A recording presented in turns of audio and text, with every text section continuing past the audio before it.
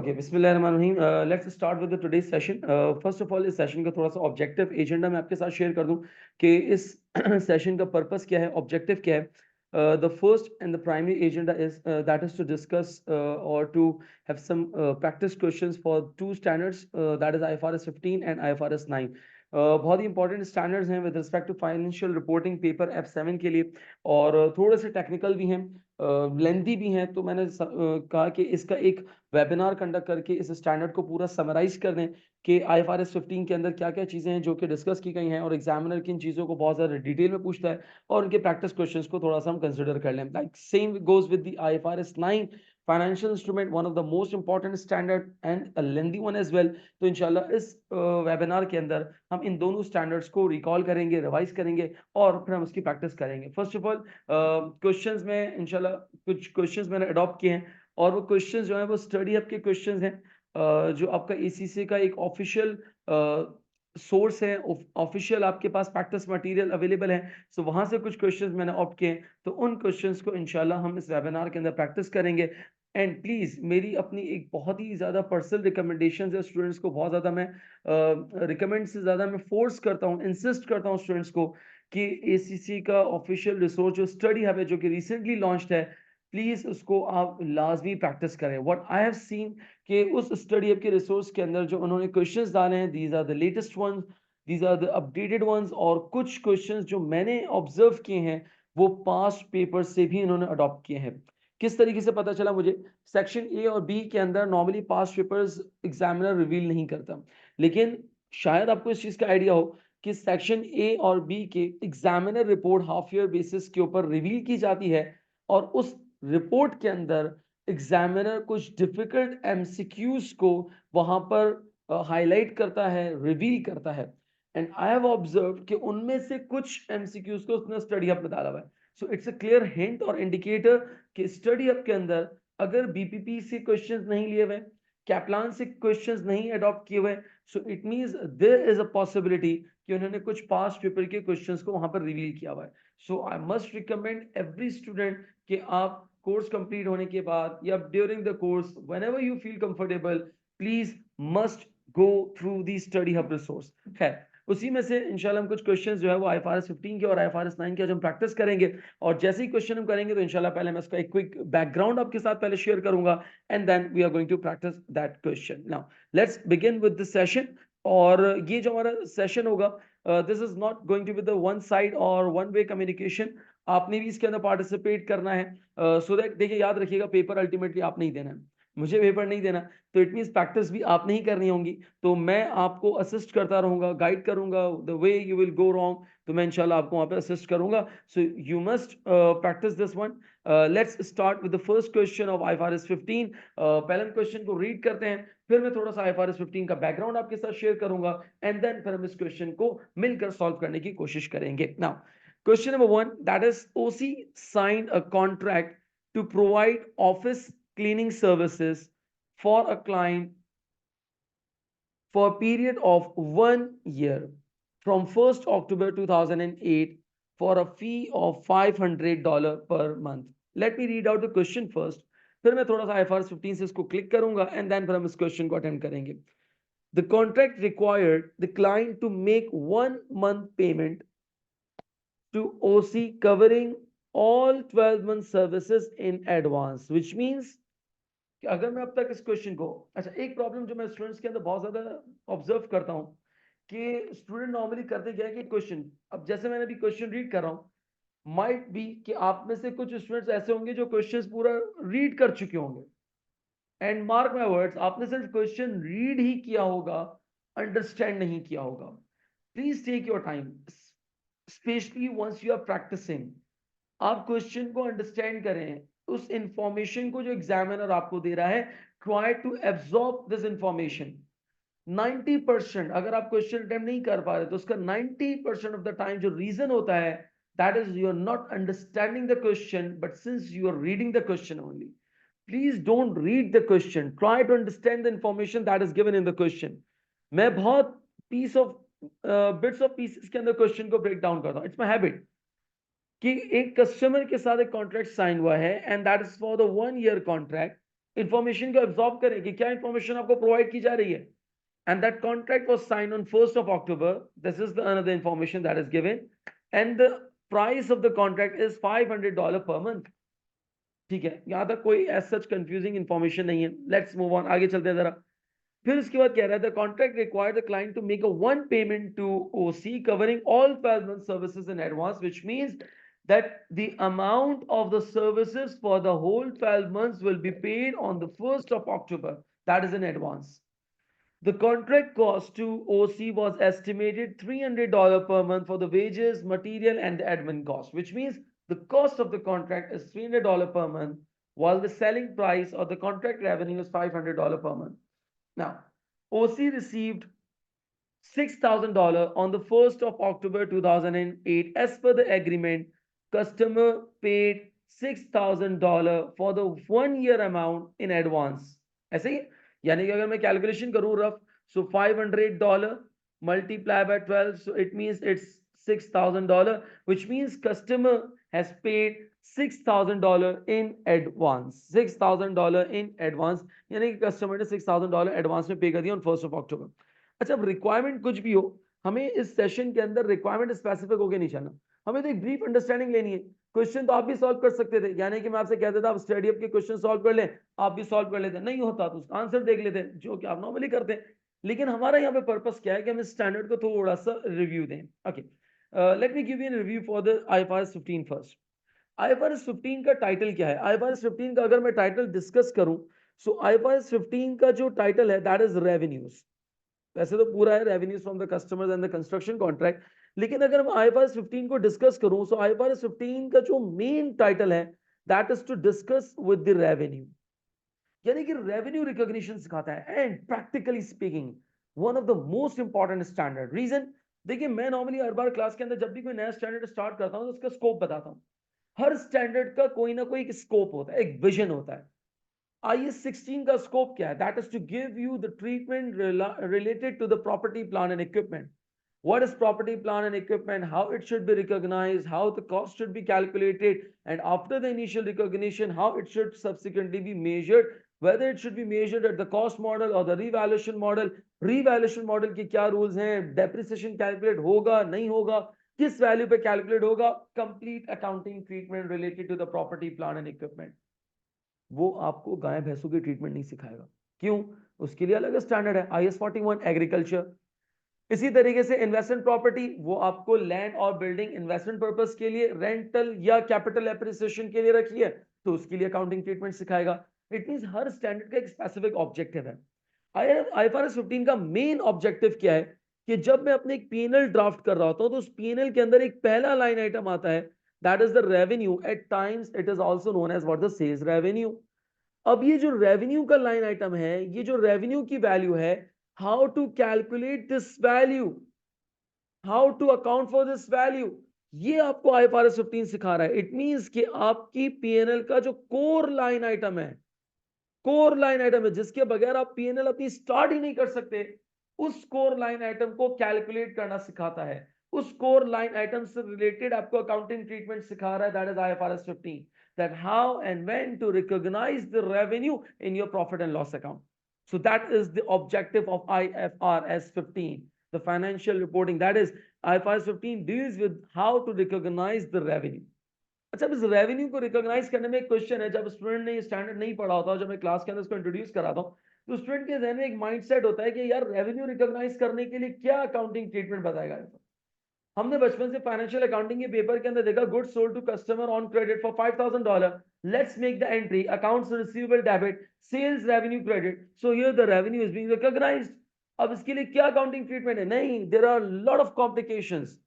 मतलब ये स्टैंडर्ड पढ़ने के बाद आपका एक विजन खुलता है, आपको एक आइडिया, एक सेंस मिलता है फाइनेंशियल अकाउंटिंग एंड रिपोर्टिंग का. It's not the case. आप जो फाइनेंशियल अकाउंटिंग के अंदर कर रहे थे, it was a clerical work. यहां पर जजमेंट रिक्वायर्ड है, यहां पर एनालिसिस रिक्वायर्ड है, यहां पर आप एज अ टेक्निकल माइंड यहां पर वर्कआउट करेंगे ना. रेवेन्यू का स्टैंडर्ड क्या कहता है कि आप जब रेवेन्यू रिकॉग्नाइज करेंगे तो उस रेवेन्यू को, फर्स्ट ऑफ ऑल इस स्टैंडर्ड का जो पहला पार्ट है कि जब आप रेवेन्यू रिकॉग्नाइज करेंगे, so you should adopt the 5 step model. आपने 5 स्टेप मॉडल अडॉप्ट करना है. Now what is that 5 step model? These are very important कि रेवेन्यू ऐसे ही नहीं कि आपने ट्रांजैक्शन देखी, goods sold to customer on credit, आपने एंट्री रिकॉर्ड कर दी, नहीं। Before recognising that particular accounting entry of receivable, debit and sales credit, sorry, you need to evaluate the 5 steps. Step number one, that you need to identify the contract with customer. Identify the contract with customers. First of all, you need to identify the contract with customers. अब यहाँ पे एक legal knowledge है जो आपके पास थोड़ी सी होनी चाहिए, मैं उस पर नहीं जा रहा। F4 का एक सब्जेक्ट है आपका लॉ का जिसके अंदर कॉन्ट्रैक्ट की डिफाइन किया गया है, what is contract and types of contract, मैं उस पर भी डिटेल में नहीं जाना चाह रहा। लेकिन यहाँ पे जो बात कर रहा है that is identify the contract with customers का मतलब ये है कि इन शॉर्ट अगर मैं इसके क्रक्स की बात करूं तो यहाँ पर ही कहना चाह रहा है कि आइडेंटिफाई द फिजिकल सब्सटेंस और identify the commercial substance, identify the commercial substance, कि आप उस कॉन्ट्रैक्ट के अंदर उसका कमर्शियल सब्सटेंस देखें। अब कमर्शियल सब्सटेंस क्या है कि क्या both the parties will be benefited. याद रखिएगा कॉन्ट्रैक्ट का मतलब ये होता है कि इट्स अ बिजनेस कॉन्ट्रैक्ट, और बिजनेस कॉन्ट्रैक्ट के अंदर both the parties should be benefited. अब इसमें स्टैंडर्ड की एक एग्जांपल है, फॉर एग्जांपल कि आपने कस्टमर को गुड्स सेल आउट किए and you are expecting nothing from that contract और फ्रॉम द सेल, कि आपको उस कस्टमर से कुछ रिकवर नहीं होगा। At the time of the contract, you are recognizing, you are evaluating, you are assessing कि यार मैंने गुड सेल आउट तो कर दिया but I will not be receiving anything from the customer because of the financial status और the financial background of that customer और for any reason. अब जब आपको पता है कि कुछ मिलने वाला ही नहीं है तो इट मींस वहां पर कोई कमर्शियल सब्सटेंस ही नहीं है। कमर्शियल सब्सटेंस का मतलब है कि there should be a benefit to both the parties. तो अगर आपके पास कमर्शियल सब्सटेंस नहीं है, अगर आपके पास कमर्शियल सब्सटेंस नहीं है तो माजरत के साथ कि ये कॉन्ट्रैक्ट ही नहीं है। So first thing that you need to evaluate that identify the contract with the customer. Second thing is step number 2, step number 2, identify the separate, sorry, identify the separate performance obligation.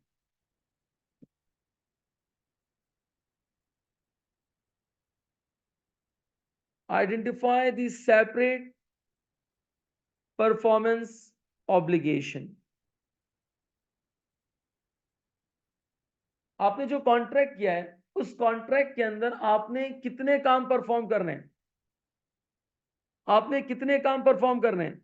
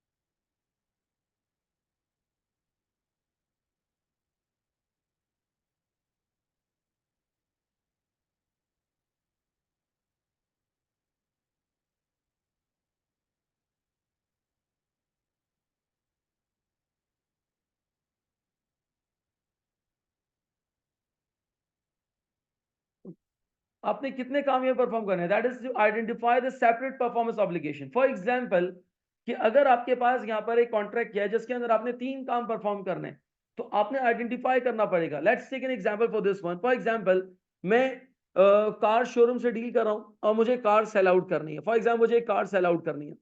अब मैं एक Honda car sell out करना चाह रहा हूँ। अब उस Honda car जो मैं सेल आउट कर रहा हूँ, लेट्स से मैं सेल आउट कर रहा हूँ for let's say 5 million, 5 million की मैं एक होंडा कार सेल आउट कर रहा हूँ। अब मैं इस होंडा कार को सेल आउट करते वक्त कस्टमर के साथ एक कॉन्ट्रैक्ट कर रहा हूँ, एग्रीमेंट कर रहा हूँ कि अलोंग विद दिस कार, एक तो होंडा कार मैं आपको सेल आउट कर रहा हूँ। अच्छा, इस होंडा कार के अंदर मैं आपको एक और फैसिलिटी प्रोवाइड करूंगा, that is a 1 year free service. 1 year service की फैसिलिटी भी प्रोवाइड करूंगा। 1 ईयर सर्विस आपको, यानी कि कार सर्विस में आपको जो है 1 ईयर की कार सर्विस में फैसिलिटी प्रोवाइड करूंगा। अब इट मींस कि मैं 5 मिलियन में ये कार सेल आउट कर रहा हूं जिसमें मैं 2 चीजें कह रहा हूं कि नंबर 1 एक तो कार डिलीवर करूंगा और दूसरा मैं आपको 1 ईयर सर्विस प्रोवाइड करूंगा। IFRS 15 ये कहता है कि at the time of the contract you need to identify the separate performance obligation, कि आपको इस कॉन्ट्रैक्ट के अंदर कितनी ऑब्लिगेशंस परफॉर्म करनी है. So in that particular example, there are two obligations that we need to perform. So identify the separate performance obligation. Let's take another example for this one. मैं split AC sell out करता हूं. Normally मैं ये example बहुत देता हूं class के अंदर भी, क्योंकि it's quite easy to understand कि अगर मैं स्प्लिट एसी सेल आउट कर रहा हूं. अच्छा, अब स्प्लिट एसी के सेल आउट करने के साथ साथ मैं कह रहा हूं कि मैं आपको जो है इसकी 1 ईयर सर्विस भी दूंगा, 1 ईयर सर्विस भी प्रोवाइड करूंगा, and along with this 1 year service मैं आपको अभी फिलहाल ट्रांसपोर्टेशन की सर्विस भी प्रोवाइड करूंगा, यानी कि मैं ये एसी आपको डिलीवर करके दूंगा. यही नहीं, बल्कि मैं आपको इंस्टॉल भी करवा के दूंगा. और बोले क्या चाहिए आपको, और बताएं आपको क्या चाहिए. यानी कि मैं स्प्लिट एसी भी प्रोवाइड कर रहा हूं, 1 ईयर सर्विस भी प्रोवाइड कर रहा हूं, ट्रांसपोर्टेशन सर्विस भी प्रोवाइड कर रहा हूं, इंस्टॉलेशन सर्विस भी प्रोवाइड कर रहा हूं. आप बोले तो मैं भी आपके पास आ जाता हूं, मैं भी एसी के हवाले लेता हूं, मैं इसको यूज कर लूं. नहीं नहीं सर, ये रहने दें. इट मींस कि अब यहां पर मेरे पास देखा जाए तो कितनी सेपरेट परफॉर्मेंस ऑब्लिगेशंस हैं. So there are 4 separate performance obligations. Number 1, that is the sale of a split AC. Number 2, a 1 year service will be provided. Number 3, the transportation service and the installation, which means IFRS 15 states that you need to identify how many separate performance obligations are there. So there are 4 separate performance obligations. Second step. So third step क्या है? Third step क्या है? The step 3. Step 3. After the identification of a separate performance obligation, step 3 is determine the transaction price. Determine the transaction price. आपने transaction price को determine करना है. आपने transaction price को determine करना है कि आपने ये जो performance obligations की हैं, ये आपके पास इसकी transaction price कितनी है. For example, मैं Honda car sell out करूंगा along with the 1 year service, so transaction price is 5 million. Split AC along with the 1 year service, along with the transportation service, along with the installation service, and this will all be provided at a price of, let's say, 150,000. It means कि ये 150,000 क्या, it's a transaction price. That is the transaction price of the performance obligation. कि मैं जितनी भी performance obligations यहाँ पे provide करूंगा, उसकी price कितनी होगी, उसकी selling price कितनी होगी. That is known as what the transaction price. Transaction price को determine कर दिया. Step 4. Now what you have to do, you need to allocate, and that is the very important point. Allocate the transaction price. Allocate the transaction price to each performance obligation. Allocate the transaction price to each performance obligation. यानी कि अब आपने करना क्या, जो आपके पास transaction price थी, अब आपने इसको एलोकेट करना है टू ईच परफॉर्मेंस ऑब्लिगेशन. अब फॉर एग्जांपल कंपनी कह रही है कि नहीं यार, हमने स्प्लिट एसी जो बेचा ना वो 1,50,000 का बेचा है, rest of the services are provided at free of cost. IFRS 15 का सामने से एक बड़ा खतरनाक और बड़ा स्ट्रेट फॉरवर्ड जवाब आता है कि मुझे मत बनाओ. क्या मतलब, कस्टमर को तुम बना सकते हो, कस्टमर को तुम ये लॉलीपॉप दे सकते हो कि मैंने 1,50,000 के अंदर स्प्लिट एसी बेचा है, बाकी सारी सर्विसेज मैं आपको फ्री दे रहा हूं, मैं आपको फ्री दे रहा हूं. IFRS 15 कह रहा है झूठ मत बोल. IFRS 15 प्रॉमिस बाय गॉड मैं ये फ्री दे रहा हूं, झूठ मत बोल. IFRS 15 अल्लाह का पक्का वादा मैं ये फ्री दे रहा हूं, झूठ मत बोल. IFRS 15 कहता है, याद रखिएगा, कॉन्ट्रैक्ट के अंदर कमर्शियल सब्सटेंस मौजूद है. There is nothing free in this world. कुछ भी फ्री नहीं है. आप ये जो सर्विसेज प्रोवाइड कर रहे हैं, कस्टमर को आप नहीं बता रहे, आप उसको मार्केटिंग टैक्टिक के थ्रू यहां पर उसको घेरने की कोशिश कर रहे हैं. आप यहां पर उसको बता नहीं रहे कि ये आपने क्या इसके अंदर चार्जेस नहीं है. लेकिन याद रखिएगा, IFRS 15 कहता है, मुझे पता है कि तुमने इस 150,000 के अंदर कुछ ना कुछ अमाउंट अपनी 1 ईयर सर्विस की भी चार्ज की है, तुमने ट्रांसपोर्टेशन के पैसे भी इसके अंदर इंक्लूड किए हुए हैं, तुमने इंस्टॉलेशन की अमाउंट भी इसके अंदर इंक्लूड की हुई है. ये तुम कस्टमर को टैप करने के लिए, कस्टमर को ग्रैब करने के लिए मार्केटिंग टैक्टिक है तुम्हारी कि तुम फ्री का वर्ड यूज कर रहे हो, but there is nothing free in this world. क्या करें, आप फौरन इस ट्रांजैक्शन प्राइस को एलोकेट करें कि इस 1,50,000 में 1 ईयर सर्विस के कितने हैं, ट्रांसपोर्टेशन के कितने हैं और इंस्टॉलेशन के कितने हैं। IFRS 15 मैं अल्लाह का पक्का वादा कह रहा हूं कि मैं फ्री में दे रहा हूं। IFRS 15 कहता है चलो मान लिया, स्टिल तुम्हें एलोकेट करना पड़ेगा। You can not go without allocating, you cannot recognize the revenue without allocating the transaction price। अगर तुम वाकई में फ्री दे रहे हो चलो मान लिया, तुम एस्टिमेट कर लो, कोई इशू नहीं। तुम ये देख लो कि इंस्टॉलेशन की जो अमाउंट है वो कितनी होनी चाहिए मार्केट में, या नॉर्मली अगर इंस्टॉलेशन को सेपरेटली सेल आउट किया जाए, इंस्टॉलेशन कराई जाए, चलो तुमने फ्री दे रहे हो, बहुत अच्छे, तुम एटी सेंटर चला रहे हो, तुम वेलफेयर ऑर्गेनाइजेशन चला रहे हो, तुम वेलफेयर काम कर रहे हो, तुम कर रहे हो इंस्टॉलेशन, फ्री में दे रहे हो, कोई इशू नहीं है। लेकिन ये देखो कि मार्केट के अंदर कमर्शियली अगर इसको सेल आउट किया जाए तो कितने का सेल आउट होगा, अप्रोक्सीमेटली 2000 की प्राइस लगती है, तो ठीक है 2000 इसको एलोकेट कर।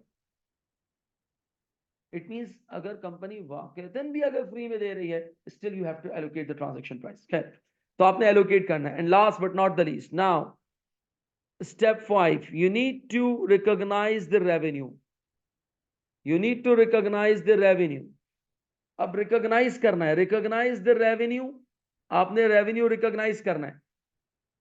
कब रिकॉग्नाइज करना है, when the performance obligation is satisfied, when the performance obligation is satisfied. अब यहां पे IFRS 15 कहता है कुछ परफॉर्मेंस ऑब्लिगेशन ऐसी होंगी जो कि पॉइंट इन टाइम पे सेटिस्फाई हो रही होंगी, और कुछ परफॉर्मेंस ऑब्लिगेशन ऐसी होंगी जो ओवर द टाइम हो रही होंगी। आई रिपीट, कुछ परफॉर्मेंस ऑब्लिगेशन ऐसी होंगी जो पॉइंट इन टाइम पे हैं, और कुछ परफॉर्मेंस ऑब्लिगेशन ऐसी है जो ओवर द टाइम है। अगर तो पॉइंट इन टाइम है, क्या मतलब, अभी एग्जांपल देता हूं, जो मैंने एग्जांपल्स अभी दिए उन्हीं से क्लिक करूंगा, कनेक्ट करूंगा। अगर तो पॉइंट इन टाइम पर है तो recognise the revenue right now, right away, recognise the revenue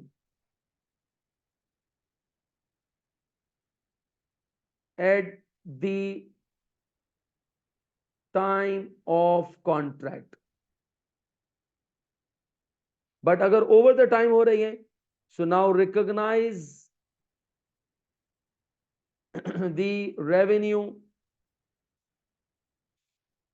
once the obligation या परफॉर्मेंस ऑब्लिगेशन कह लें is satisfied।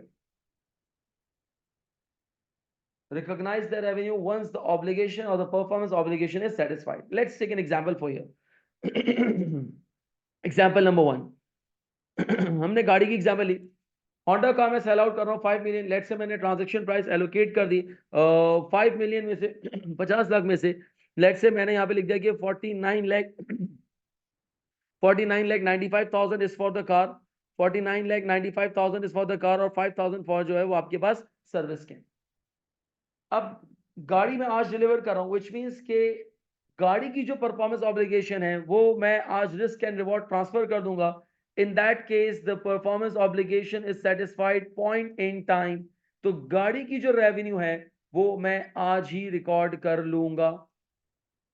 बट जो 5,000 मेरे पास यहां पर है, जो 5,000 की अमाउंट है service, so this will be provided over the time.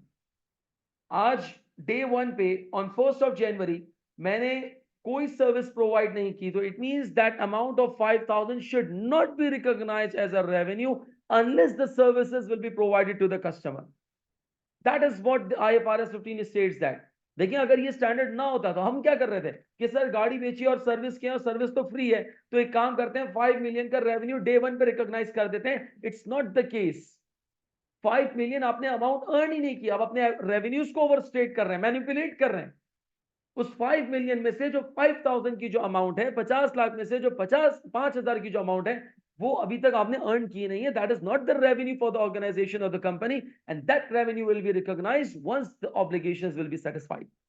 तो इसका मतलब ये है कि आज जो रेवेन्यू रिकॉग्नाइज होगा वो सिर्फ 49,95,000 का होगा। रिमेनिंग 5,000 का जो रेवेन्यू है that will be recognise over the time, over the time. जैसे ही मैं अपनी सर्विसेज प्रोवाइड कर दूंगा, 1 ईयर सर्विस प्रोवाइड कर दूंगा, then this revenue will be recognized and this will be recognized with the amount of 5,000 at the end of accounting period. और क्यों एट द एंड कह रहा हूं, eight the end of accounting period क्यों कह रहा हूं, क्योंकि आपकी ये ऑब्लिगेशन अकाउंटिंग पीरियड के एंड पे सेटिस्फाइड होगी.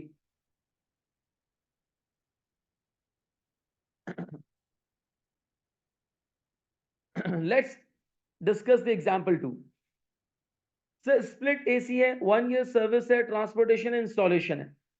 स्प्लिट एसी में आज ही डिलीवर कर दूंगा, perfect. Performance obligation is satisfied point in time. इसी तरीके से सर मैं ट्रांसपोर्टेशन ऑब्वियसली अभी डिलीवर कर दूंगा, इंस्टॉलेशन भी आज ही करवा दूंगा. इट मींस इन तीनों का जो रेवेन्यू होगा that will be recognised point in time. हाँ, जो 1 ईयर सर्विस वाली कहानी है, this service will be provide over the time. तो इट मींस कि इसका जो स्पेसिफिकली रेवेन्यू होगा वो मैं रिकॉर्ड करूंगा ईयर एंड पे या एट द एंड या जब मैं वो सर्विसेज प्रोवाइड कर दूंगा. बाकी जो परफॉर्मेंस ऑब्लिगेशन है उसका रेवेन्यू मुझे पॉइंट इन टाइम पे रिकॉर्ड करना पड़ेगा. बट द क्वेश्चन इज कि अगर आज कस्टमर मुझे 5 मिलियन पूरी अमाउंट पे कर रहा है, लेट्स से मेरे पास बैंक का इनफ्लो हो रहा है दैट इज 5 मिलियन, मेरे पास बैंक का इनफ्लो हो रहा है 5 million that is 50 lakh. The question is कि मुझे बैंक का अगर इनफ्लो मिल रहा है दैट इज 50 लाख, अब मैं ये 50 लाख तो डेबिट कर दूंगा. अब एंट्री, अकाउंटिंग एंट्री कैसे रिकॉर्ड होगी, डबल एंट्री कैसे रिकॉर्ड होगी? तो मैं रेवेन्यू को क्रेडिट करूंगा, रेवेन्यू को क्रेडिट करूंगा विद द अमाउंट ऑफ 49,95,000 से, and the remaining amount will be recognised as unearned, और जिसको अब रिसेंटली कहा जाता है that is the deferred income with the amount of 5,000, and this accounting entry will be made on the 1st of January. जिस दिन मैंने ये ट्रांजैक्शन किया है, जिस दिन ये कॉन्ट्रैक्ट हुआ है, उस दिन ये अकाउंटिंग एंट्री बनेगी. लेट्स से ईयर एंड आ जाता है, एडजस्टमेंट हो गई, 1 ईयर सर्विस भी हमने प्रोवाइड कर दी. Now the liability will be remove from the balance sheet, that is हम लायबिलिटी को अकाउंटिंग एंट्री से रिमूव कर देंगे. Deferred income will be debited and the revenue will be credited with the amount of 5,000.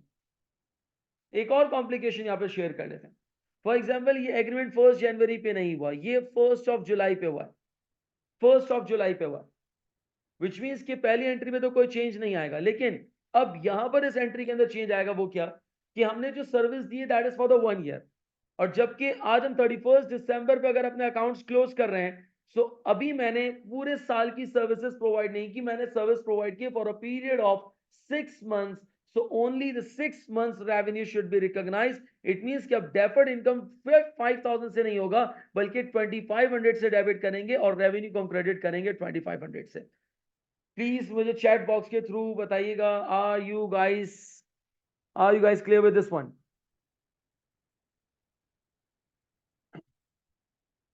Yes please, जो participate कर रहे हैं students.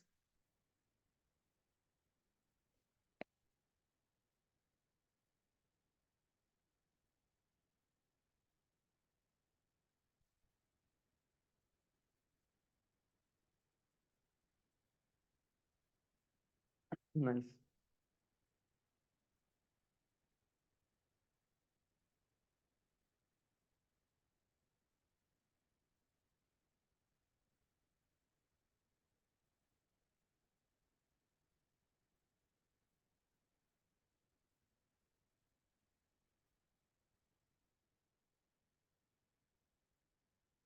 वालेकुम सलाम. ओके, वो स्टूडेंट्स जो आई गेस फेसबुक पे भी लाइव हैं तो वो भी डेफिनेटली कमेंट्स वगैरह कर सकते हैं. वो भी जो है वो, सर सर्विसेज में एक्सपेंस आउट नहीं होंगे. सर्विसेज में एक्सपेंस आउट नहीं होंगे मतलब सर्विसेज में एक्सपेंस आउट नहीं होंगे.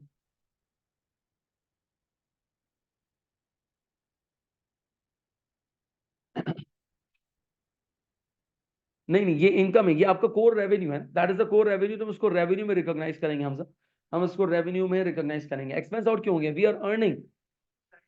डेफिनेटली कमेंट्स वगैरह कर सकते हैं. वो भी जो है वी आर अर्निंग, तो ये हमारी रेवेन्यू के तौर पे रिकॉर्ड होगा, हम उसको एज अ रेवेन्यू रिकॉर्ड करेंगे, हम उसको एज अ रेवेन्यू ट्रीट करेंगे.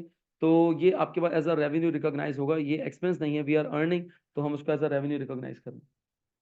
ये इनकम है, ये आपका कोर रेवेन्यू.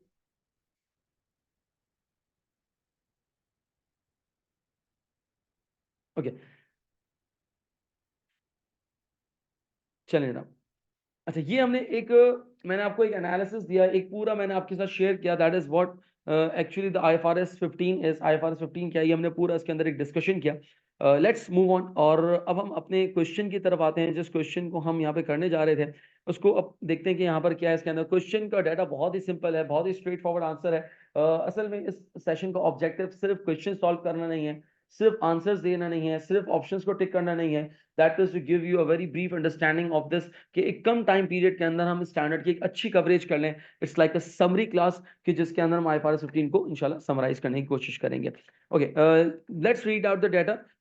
सम अप करते हैं डाटा के अंदर क्या था, कि एक साल का कॉन्ट्रैक्ट था, 1 अक्टूबर 2008 पे ये कॉन्ट्रैक्ट हुआ था, और $500 per month is the revenue, जिसके अंदर कॉस्ट कंपनी की जो थी दैट वाज $300 पर मंथ, और कस्टमर ने 1 अक्टूबर पे एडवांस अमाउंट आपको पे कर दी। And the most important thing is that you need to remember कि आपका जो अकाउंटिंग पीरियड एंड हो रहा है that is ending on 31 March 2009, which means कि 1 अक्टूबर पे अगर कॉन्ट्रैक्ट हुआ है, so that means October, November, December, January, February and March, which will make around 6 months, which will make around 6 months। 6 महीने का आपके पास यहाँ पे ड्यूरेशन है, 6 मंथ्स का आपके पास यहाँ पे टाइम पीरियड है।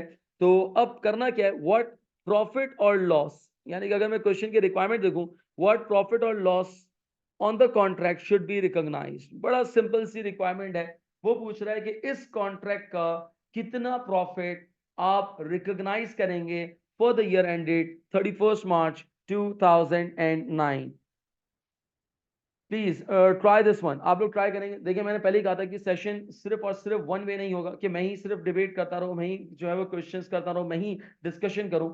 This session is for you guys, आपकी प्रैक्टिस के लिए सेशन रखा गया है, सो दैट कि आप भी इसको ट्राई करें। प्लीज इस क्वेश्चन को ट्राई करें और मुझे बताएं कि what amount of profit should be recognise, कितना प्रॉफिट है जो कि P&L के अंदर इस साल रिकॉग्नाइज होना चाहिए।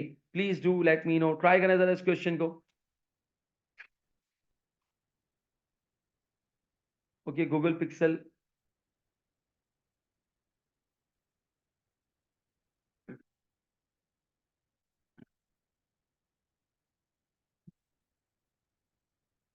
एनीवन एल्स, कोई और आंसर प्लीज देना चाहे।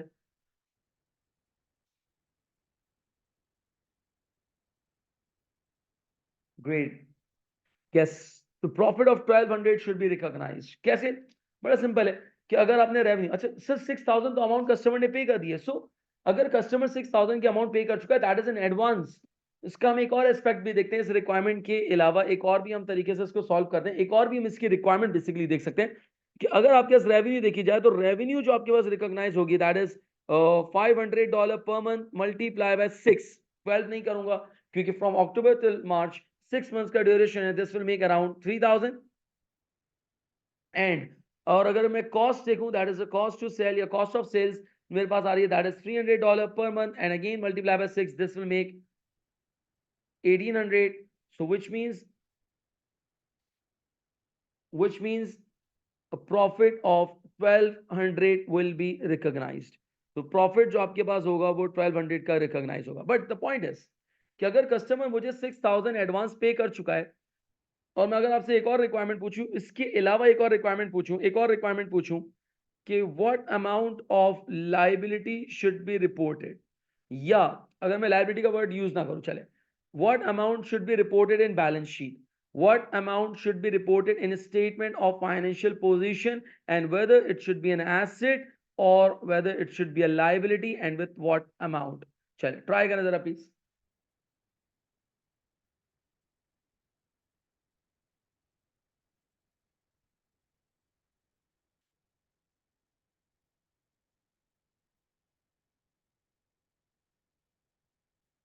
Nice, very good, excellent. 3000 आपके पास शो करेगा एज अ लाइबिलिटी, शो करेगा 3000 आपके पास एज अ लाइबिलिटी क्यों शो करेगा, क्योंकि आपने 6000 की अमाउंट रिकवर की थी and that was in advance, जिसमें से 3000 आप अर्न कर चुके हैं, and remaining 3000 will be treated as a liability, deferred income कह लें या अनअर्न्ड कह लें। सो this will be satisfied in the next accounting period. I hope कि ये क्वेश्चन क्लियर होगा आपको। और मैं फिर बता दूं कि क्वेश्चन जो है that is from the study text, oh sorry study up के रिसोर्स से ऑप्ट किए गए questions, and it's a very good questions. आगे एक और क्वेश्चंस भी आ रहे हैं और देखते हैं जरा इसको सॉल्व करते हैं जी। Question number 2, let's try. LP received an order to supply 10,000 units of product A every month for 2 years। Now what I told you earlier, कि please always try to read the question in bits of pieces and try to understand and absorb the information that is given in the question.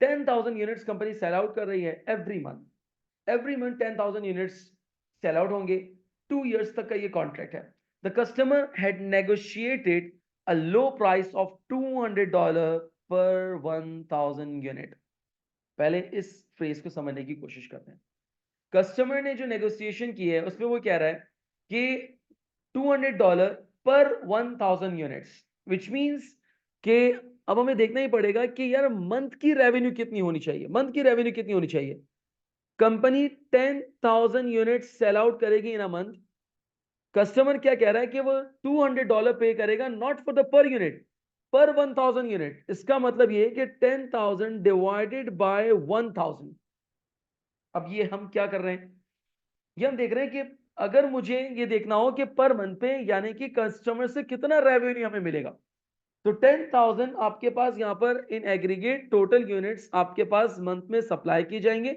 और customer मुझे $200 पे करेगा that is for the 1,000 units so 10,000 divided by 1,000 this will make 10 और इस पे मुझे जो customer पे करेगा दैट इज $200 पर यूनिट और पर 10 यूनिट तो इट मींस कि ये मेरे पास आ जाएगा दैट इज $2,000 अब ये $2,000 क्या है that is the revenue for 1 month ये आपके पास $2,000 क्या है it is basically the revenue for 1 month it's a revenue for 1 month कि कस्टमर से जो हमें रेवेन्यू मिलेगा that is for $2,000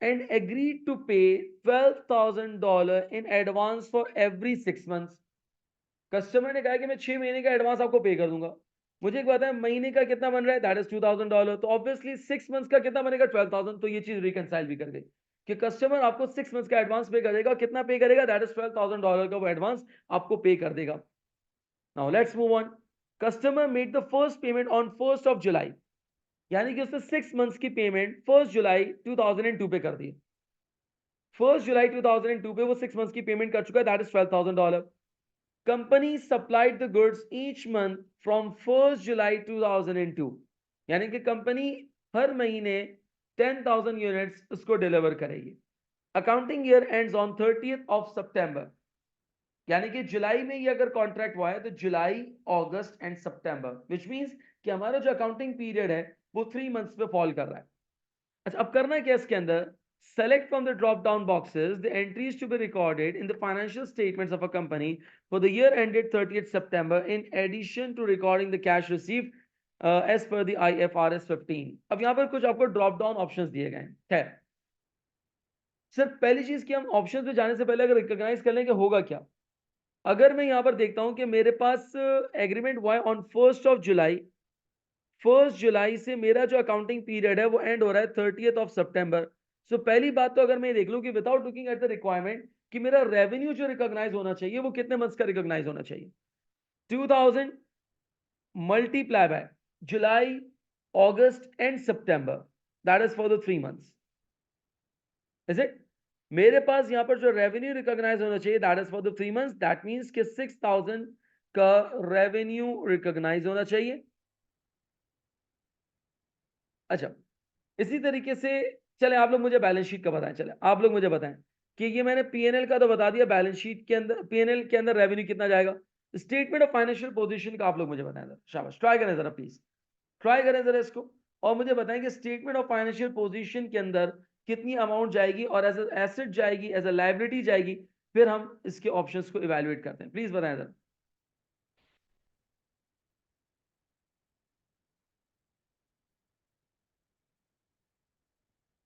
yes please try कीजिए जरा इसको पीएनएल तो मैंने बता दिया कि आपके पास 6,000 का रेवेन्यू क्यों क्योंकि 2,000 पर मंथ है विच मींस 3 मंथ्स की रेवेन्यू रिकॉग्नाइज होगी पीएनएल के अंदर that would B 6,000 but my question is कि अब ये बताएं कि बैलेंस शीट के अंदर कितनी अमाउंट रिकॉग्नाइज होगी और क्या रिकॉग्नाइज होगा जी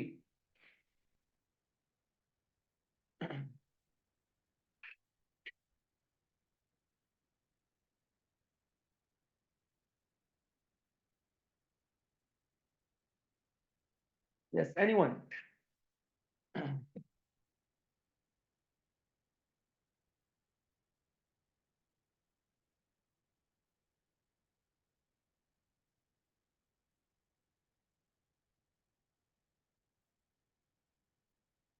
ओके ग्रेट नाइस सर मेरे पास जो रेवेन्यू रिकॉग्नाइज होगी अगर मैं कैलकुलेट करूं तो मेरे पास 6,000 की अमाउंट कस्टमर ने मुझे 12,000 की अमाउंट मुझे पे कर दी है 12,000 की अमाउंट मुझे कस्टमर ने पे कर दी है in advance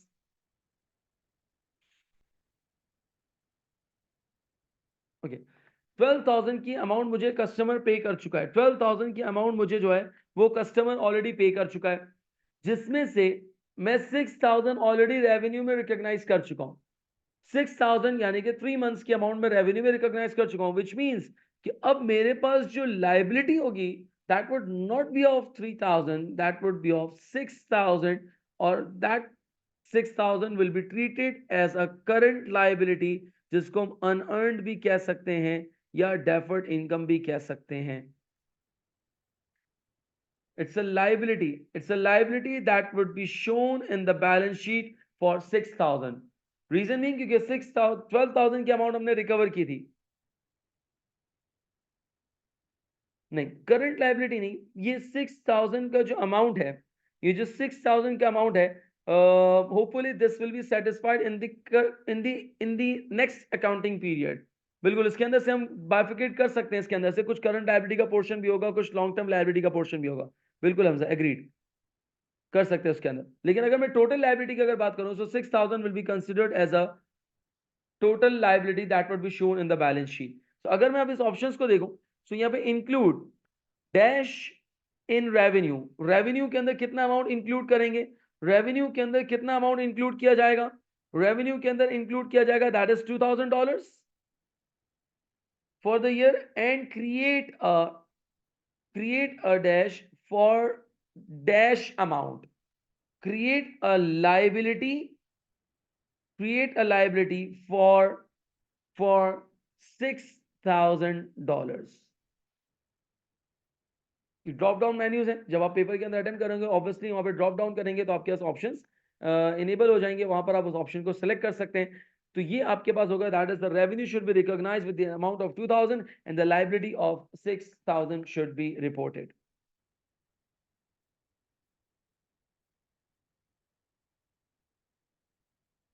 let's move on towards another question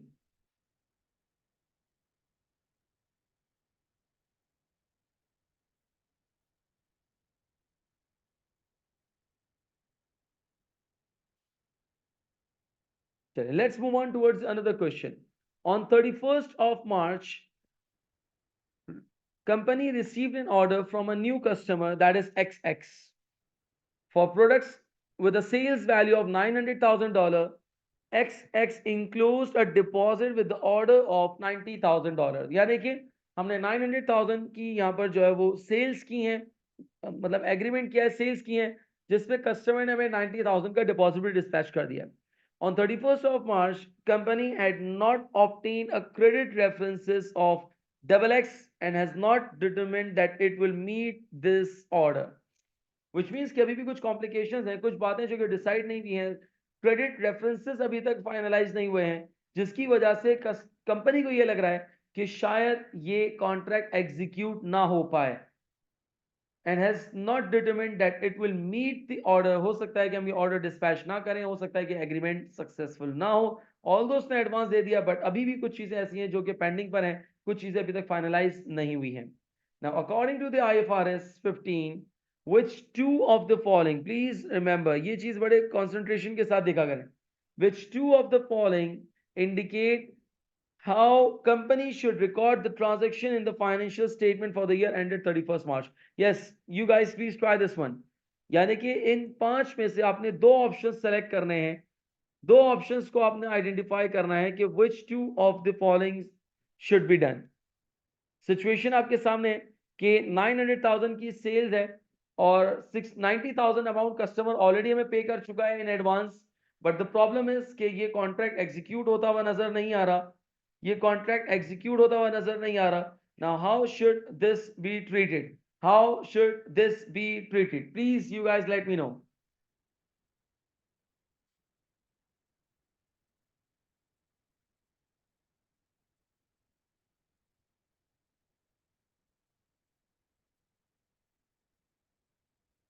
nice very good anyone else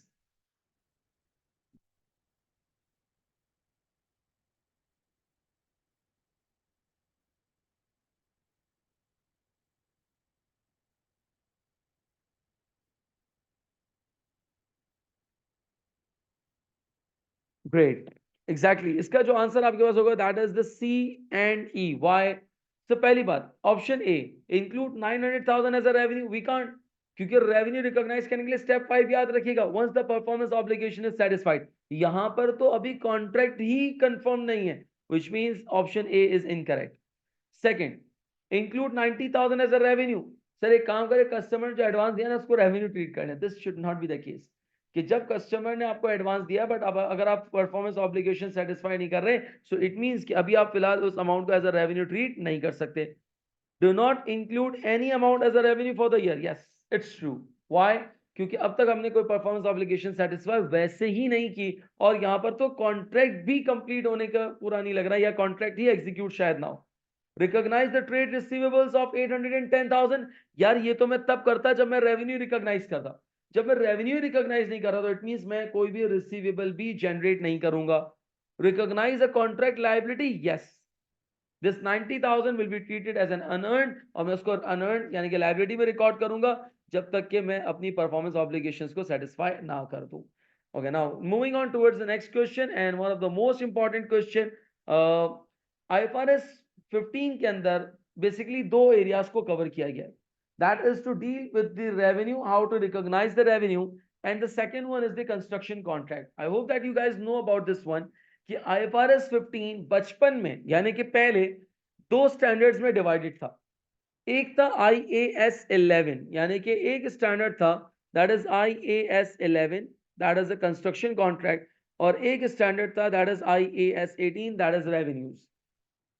in दोनों स्टैंडर्ड्स को डिलीट करके यानी कि मर्ज कर दिया और फिर एक स्टैंडर्ड बना दिया गया IFRS 15, जिसमें पहले तो accounting treatment related to the revenue recognition general समझाई गई कि जनरली या ओवरऑल अगर देखा जाए तो रेवेन्यू कैसे रिकॉग्नाइज होता है, एंड देन फिर स्पेसिफिकली कंस्ट्रक्शन कंपनीज से रिलेटेड जो कंस्ट्रक्शन कंपनीज हैं उनके लिए अकाउंटिंग ट्रीटमेंट बताई गई कि how to recognise the revenue. अच्छा, अब ये जो पार्ट है ना जो कंस्ट्रक्शन कॉन्ट्रैक्ट से रिलेटेड है, जो कंस्ट्रक्शन कॉन्ट्रैक्ट से रिलेटेड है, इस पार्ट में कुछ अटेम्प्ट पहले चेंजेस आई, यानी कि पहले अगर हम बात करें 3-4 अटेम्प्ट पहले, तो ये बिल्कुल डिफरेंट तरीके से, डिफरेंट पॉइंट ऑफ व्यू से, डिफरेंट पैटर्न पे इसके क्वेश्चंस को सॉल्व किया जाता था।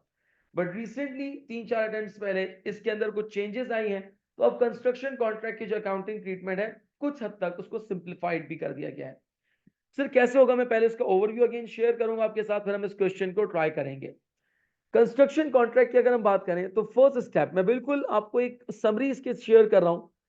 जब भी कंस्ट्रक्शन कॉन्ट्रैक्ट का आपके पास क्वेश्चन आएगा, first step that you need to identify that whether the contract is profitable or not, whether it's a profitable contract or it's a loss making contract,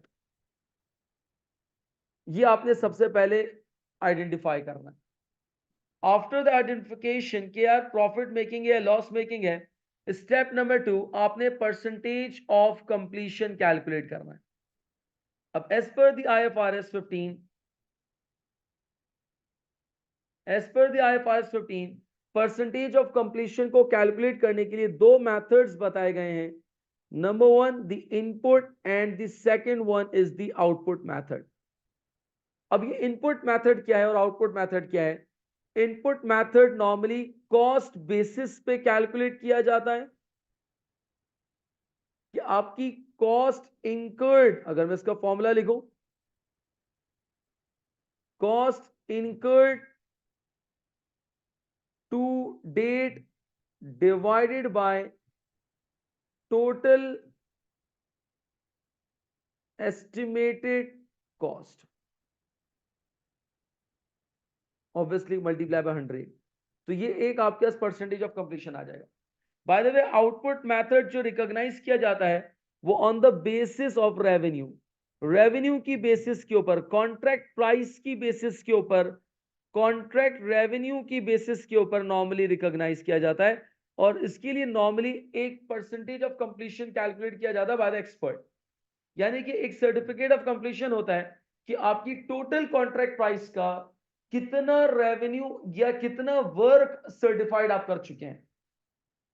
input method के अंदर हम ये देखते हैं कि टोटल कॉस्ट में से कितनी कॉस्ट आप इनकर कर चुके हैं। आउटपुट मेथड के अंदर हम देखते हैं कि टोटल कॉन्ट्रैक्ट रेवेन्यू में से कितना रेवेन्यू आप यहां पर सर्टिफाइड कर चुके हैं, कितना रेवेन्यू आप रियलाइज कर चुके हैं, और इसका जो फॉर्मूला है that is work certified. Sir ये वर्क सर्टिफाइड कैसे कैलकुलेट करेंगे, क्या होगा? आपने कुछ नहीं करना, एग्जामिनर आपको प्रोवाइड करेगा। Work certified divided by the total contract price और the total contract revenue multiply by 100, तो आपको एक परसेंटेज ऑफ कंप्लीशन मिल जाएगा। एग्जामिनर आपको क्लियरली आइडेंटिफिकेशन देगा कि आपने कौन सा मेथड यूज करना है, सो उस बेसिस के ऊपर आपने परसेंटेज ऑफ कंप्लीशन को कैलकुलेट किया। थर्ड स्टेप,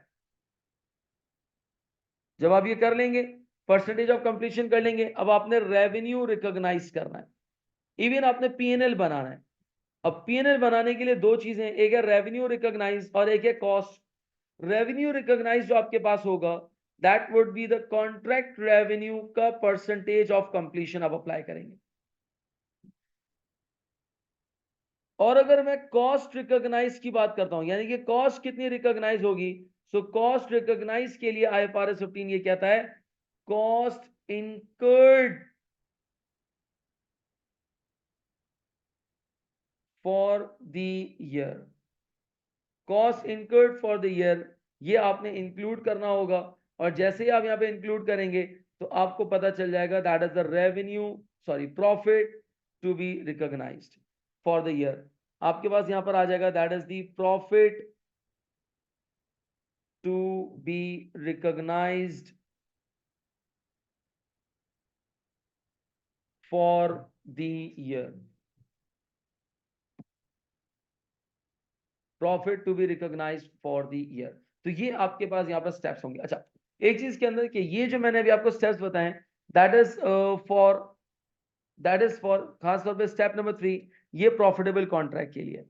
अगर लॉस मेकिंग कॉन्ट्रैक्ट है या नो प्रॉफिट नो लॉस है तो उसकी सिचुएशन थोड़ी सी डिफरेंट है। अगर तो प्रॉफिटेबल कॉन्ट्रैक्ट है तो इस तरीके से हम उसको रिकॉग्नाइज करेंगे।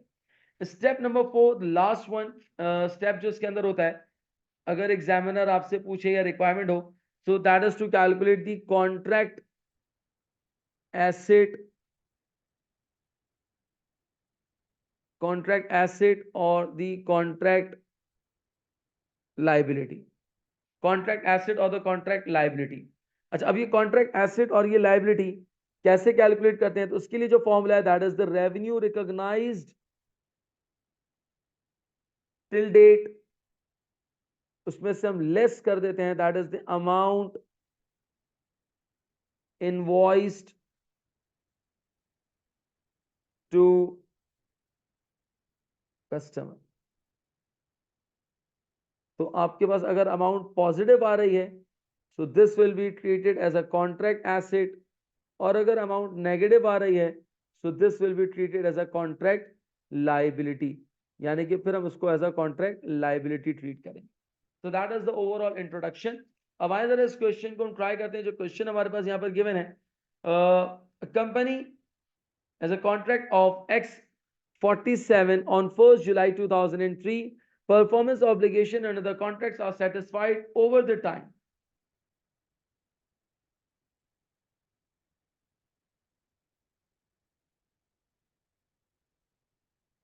अच्छा, फिर इसके बाद कह रहा है and the stage of completion is regularly assessed, details for the first year contract are as follows. आगे मेरे पास यहाँ पे कुछ डिटेल्स दे रहा है। नंबर 1, पहले मेरे पास यहाँ पर आ रहा है दैट इज अमाउंट इनवॉइस, कि कितनी अमाउंट इनवॉइस की है। Cost incurred at date of last assessment, यानी कि हम फ्रीक्वेंटली देखिए क्वेश्चन के स्टार्ट में आपको दिया हुआ है कि हम यहाँ पर यानी कि परफॉर्मेंस ऑब्लिगेशंस को सेटिस्फाई करेंगे ओवर द टाइम। एंड दूसरी इंपॉर्टेंट बात, the stage of completion is regularly assessed, यानी कि हम फ्रीक्वेंटली, हो सकता है वीकली, फोर्टनाइटली, हम कंप्लीशन के स्टेज को क्या कर रहे हैं, रेगुलरली असेस कर रहे हैं। So cost incurred at date of last assessment, जो हमारी लास्ट असेसमेंट थी हमने 1800 की कॉस्ट इनकर कर दी थी। एंड क्या कह रहा है, cost incurred since the last assessment, यानी कि जो लास्ट असेसमेंट से पहले की जो हमने कॉस्ट इनकर की हुई थी दैट इज 200। और याद रहे that was the first year of the contract, ये कॉन्ट्रैक्ट का फर्स्ट ईयर है। 1 जुलाई 2003 पे स्टार्ट हुआ है और आज हम 30 जून 2004 पे हैं, विच मींस कि ये first year of the contract है। तो पता चला कि ये दोनों कॉस्ट जो है वो ईयर 1 में ही इंकर हुई हैं। कुछ कॉस्ट हमने फर्स्ट असेसमेंट के वक्त की थी, दैट इज 200, और कुछ कॉस्ट अभी हमने रिसेंटली की है, दैट इज 800। तो इन एग्रीगेट अगर देखा जाए तो हमने तकरीबन $2000 की कॉस्ट इंकर कर दी है। आगे चलते जरा। Amount receive from the customer 2100, the total contract price is 4200, the estimated cost to complete, that is 1200, surveyor performance completed। ये क्या है कि मुझे पता चला है कि सर्वे किया है हमने, एक्सपर्ट के थ्रू सर्वे कराया है।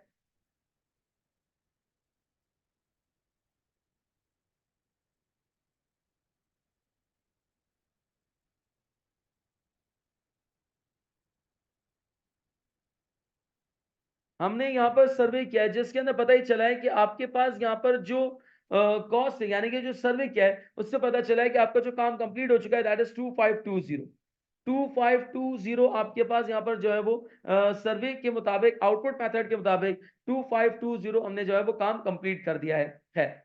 The amount invoices, the company invoices the customer immediately it receives an assessment of the amount of the work done. जैसे ही मुझे पता चलता है कि काम हो चुका है तो हम फौरन अपने कस्टमर को इनवॉइस डिस्पैच कर देते हैं। क्वेश्चन जो आपके पास दिया हुआ है और उसकी जो रिक्वायरमेंट है, रिक्वायरमेंट बहुत ही सिंपल है, रिक्वायरमेंट बहुत ही स्ट्रेट फॉरवर्ड है, लेकिन हम इस क्वेश्चन को पूरा सॉल्व करेंगे कंप्लीट बैकग्राउंड के साथ, इसकी तमाम तर रिक्वायरमेंट्स को हम फुलफिल करने की कोशिश करेंगे without looking at the requirement. अभी रिक्वायरमेंट क्या है मैं नहीं देख रहा, लेकिन मैं इस क्वेश्चन को पूरा 100% पे सॉल्व करके करते हैं, देखिए किस तरीके से करेंगे। स्टेप नंबर 1, सबसे पहला जो स्टेप हम यहाँ पे परफॉर्म करने जा रहे हैं, सबसे पहले चीज जो हम यहाँ पे करने जा रहे हैं, दैट इज आइडेंटिफाई कि आपका कॉन्ट्रैक्ट प्रॉफिटेबल है या नहीं है। Step number 1, that you need to identify whether the contract is profitable और नॉट। इसके लिए क्या करेंगे सर, सबसे पहले contract revenue, total contract price या टोटल कॉन्ट्रैक्ट रेवेन्यू कितनी आ रही है।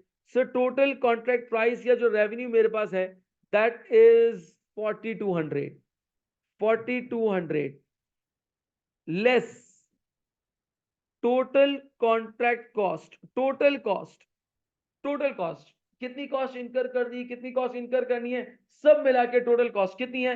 अब तक अगर मैं देखूं तो ड्यूरिंग द पीरियड में 2000 की कॉस्ट इनकर कर चुका हूं, and further cost estimated to complete is 1200, which means कि एस्टिमेटेड कॉस्ट जो मुझे और मजीद इनकर करनी है दैट इज 1200, व्हिच मींस कि अगर देखा जाए तो 2000 the cost which I have already incurred, 1200 estimated cost to be incurred, that is 3200।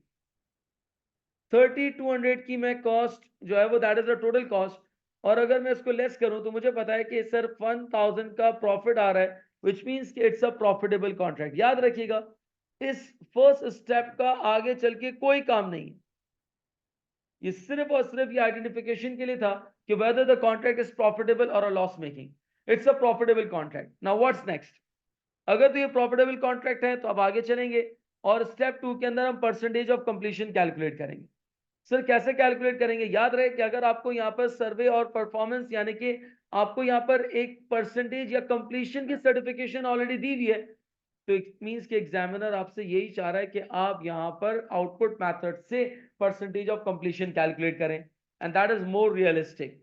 तो इसका फॉर्मूला क्या है, that is the work certified, कि कितना वर्क जो है यहाँ पर सर्टिफाइड हुआ है, divided by total contract price, कि आपके कॉन्ट्रैक्ट की टोटल प्राइस कितनी है, मल्टीप्लाई बाय 100। अगर वर्क सर्टिफाइड देखो तो that is 2520, work certified is 2520।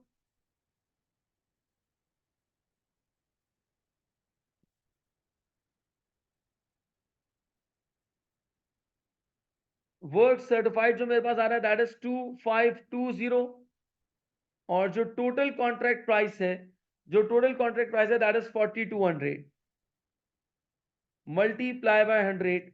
So any one of you please can calculate the amount of percentage, that what will be the amount of percentage.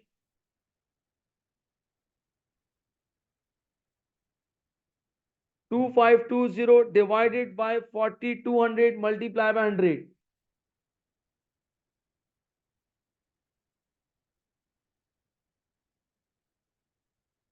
Yes, it's 60%. तो ये 60% आपके पास क्या है? That is the percentage of completion. Now step three I told you कि मैंने अभी requirement नहीं पढ़ी, मैं पूरा क्वेश्चन सॉल्व कर रहा हूं, फिर देख लेंगे इसके अंदर कि मेन रिक्वायरमेंट क्या है इसकी. स्टेप थ्री, अब हम पीएनएल ड्राफ्ट कर रहे हैं.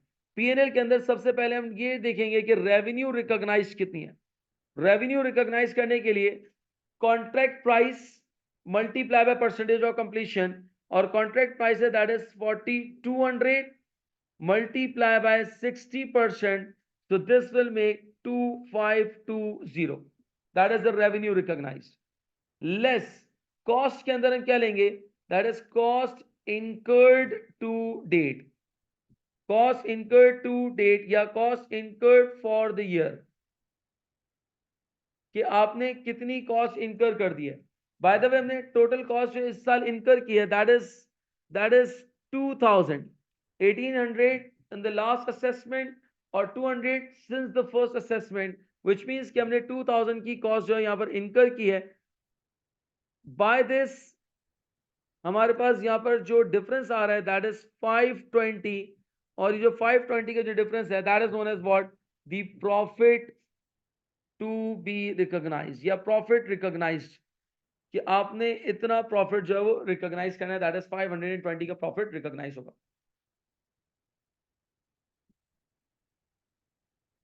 Step 4, let's calculate the contract asset और द लायबिलिटी. अगर मुझे contract asset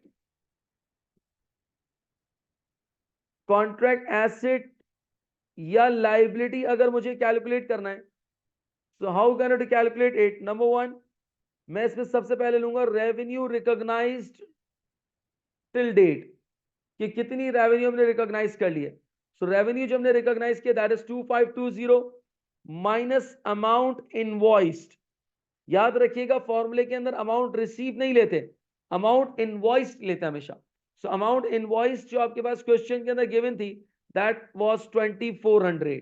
amount invoiced is 2400, which means 2520 minus 2400, which means 120. A positive balance will show a contract asset. Are you guys clear with this one? मैंने पूरा आपको एक scenario बता दिया कि किस तरीके से इस तरह के क्वेश्चन को आपने सॉल्व करना है. अब इसमें एग्जामिनर डिफरेंट रिक्वायरमेंट पूछ सकता है. For example the first requirement is कि what amount of revenue should be recognised, तो आपका आंसर हो जाएगा 2520. What amount of cost to be recognised? 2000. What amount of profit to be recognised? 520. What amount of contract asset और liability should be recognised? That is 120 as a contract asset. चलिए अब इस question की requirement देख लेते क्या है. Under IFRS 15, what amount should the company include as a cost of sales? चलिए क्वेश्चन हम ऑलरेडी सॉल्व कर चुके हैं. है कोई जो मुझे बता सके कि इसका करेक्ट आंसर क्या होना चाहिए? Yes please.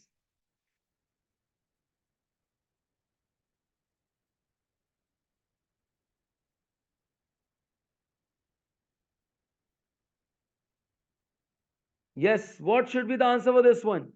इस क्वेश्चन की रिक्वायरमेंट का आंसर क्या होना चाहिए कि what amount of cost of sales should be reported for the year ended? What amount of cost of sales should be reported for the year ended?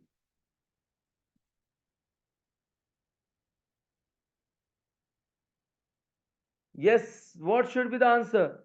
Yes, it's 2000. Nice, very good.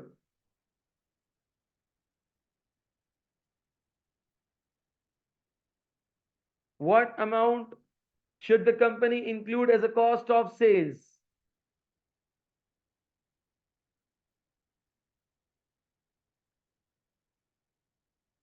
3200. No, it should not be Qureshi. 3200 तो total आपके पास cost है. Cost of sales PNL के अंदर कितना charge किया अभी हमने solve किया. देखो ये जो हमने पीएनएल बनाया यानी कि ये रहा पीएनएल, हमने कितना एक्सपेंस यहाँ पे रिकॉर्ड किया है, कितना एक्सपेंस हमने रिकॉर्ड किया है? That is 2000. So this is the amount that should be charged to P&L. ये हमने P&L ड्राफ्ट किया है. रेवेन्यू कितना रिकॉग्नाइज किया है? 2520. कॉस्ट ऑफ सेल्स या कॉस्ट कितना रिकॉग्नाइज किया, दैट इज 2000, एंड प्रॉफिट कितना रिकॉग्नाइज हो रहा है, that is 520 for the year.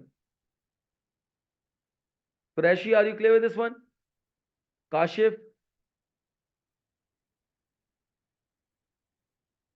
Great.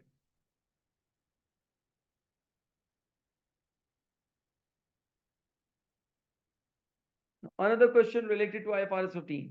During the month of March, Jolly Tar sells 10 units of product for $2,000 each,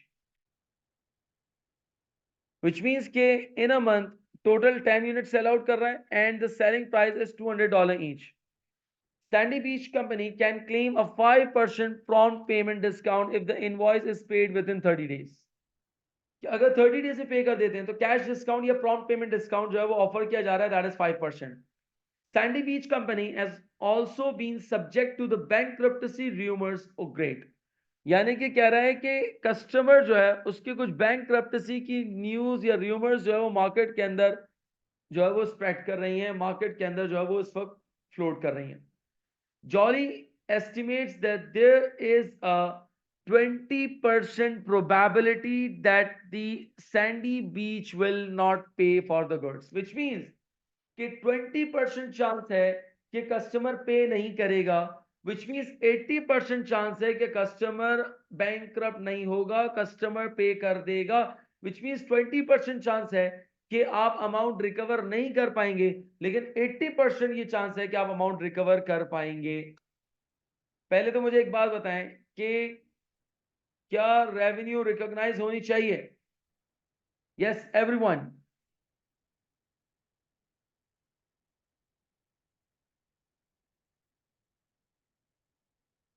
yes good. Yes बिल्कुल होनी चाहिए, क्योंकि कंपनी की एक्सपेक्टेशन ये है कि we will recover the amount. Customer की या कंपनी की एक्सपेक्टेशन ये है कि we will recover the amount, which means कि रेवेन्यू रिकॉग्नाइज होगा. अब ये बताएं कि रेवेन्यू रिकॉग्नाइज करने के लिए क्या हम कैश डिस्काउंट को या प्रॉम्प्ट पेमेंट डिस्काउंट को अकाउंट फॉर करेंगे, ये बताएं जरा प्लीज. रेवेन्यू तो रिकॉग्नाइज होगा, क्या कैश डिस्काउंट को हम एडजस्ट करेंगे, क्या हम कैश डिस्काउंट को अकाउंट फॉर करेंगे?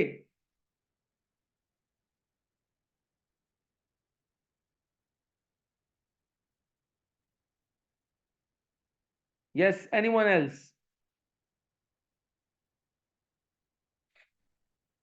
फरीहा, अनस, दानियाल,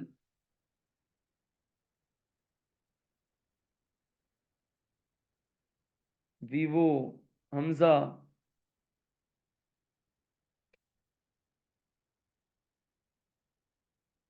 कैश डिस्काउंट को हम अकाउंट फॉर नहीं करेंगे. व्हाई, क्यों नहीं करेंगे अकाउंट फॉर?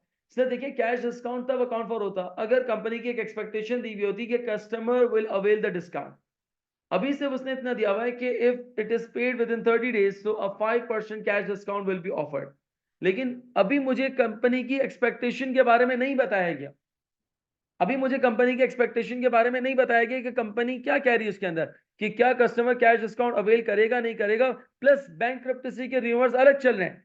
सर अगर वो आपके पास यहाँ पर पेमेंट कर दे बड़ी बात है, जल्दी पेमेंट तो बहुत मुश्किल चीज है इसके अंदर. हाँ, अगर मुझे इस क्वेश्चन के अंदर डेटा के अंदर दिया हुआ होता है कि yes it is expected that the customer will pay the amount.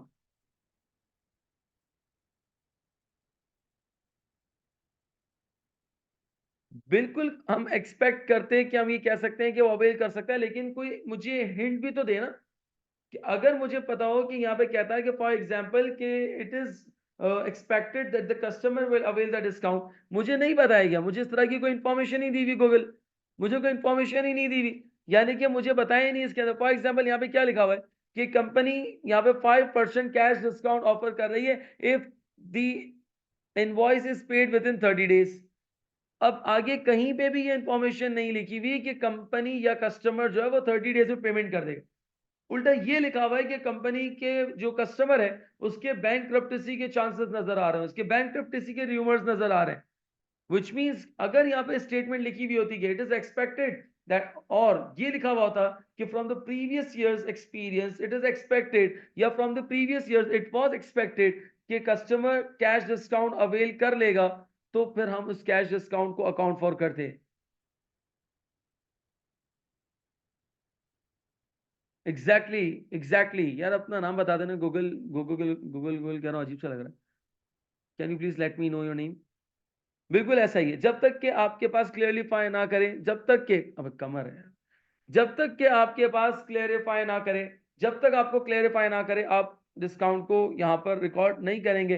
अगर मुझे कह देता कि yes customer will avail the discount, तो फिर मैं डेफिनेटली इसको वहां पर रिकॉर्ड कर देता, फिर मैं उसको रिकॉर्ड कर देता।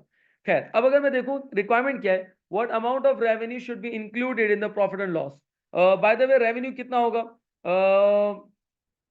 मेरे पास यहाँ पे टोटल 10 यूनिट्स हैं, और एक यूनिट की जो सेलिंग प्राइस है that is 200, which means $2000।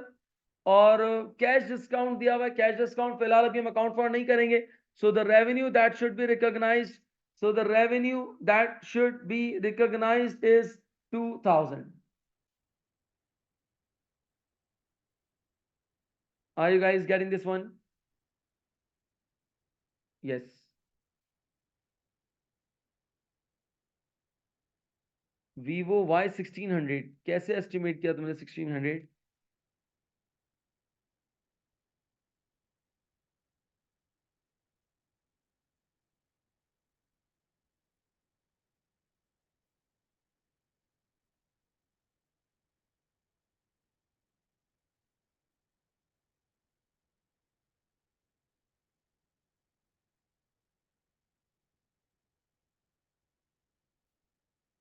Okay, let's move on, next question की तरफ चलते हैं।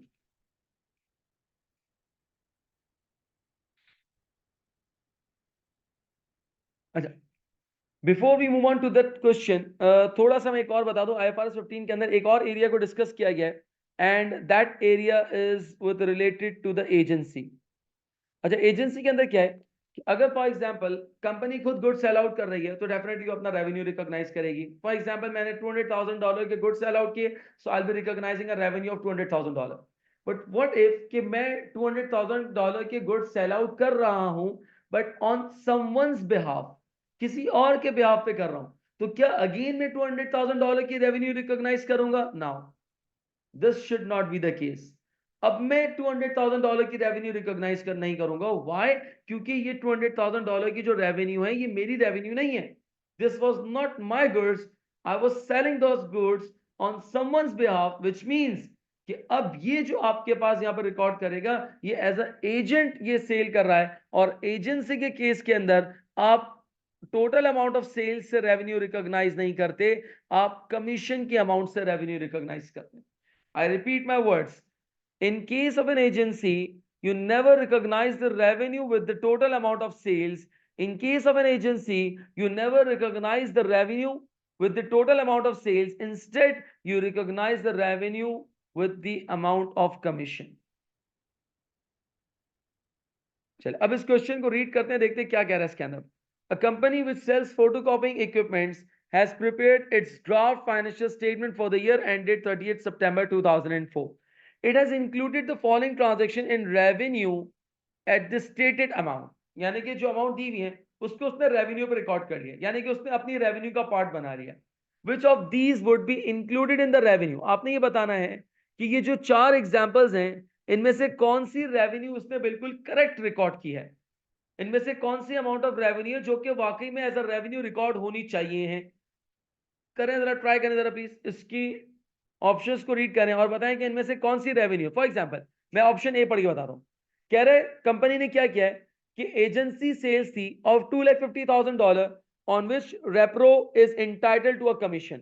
यानी कि उसने सेल्स की है 2,50,000 की, और माजरत के साथ ये इसके गुड्स नहीं थे, ये as an agent sell out कर रहा था जिसपे उसको कमीशन मिलना था। लेकिन इसने करा क्या है, इसने $250,000 को एज अ रेवेन्यू रिकॉर्ड कर दिया है, जैसे कि क्वेश्चन में बताया गया है। तो मुझे बताएं कि क्या ये सही ट्रीटमेंट है? प्लीज बताएं जरा, ऑप्शन ए, क्या ये सही अकाउंटिंग ट्रीटमेंट है?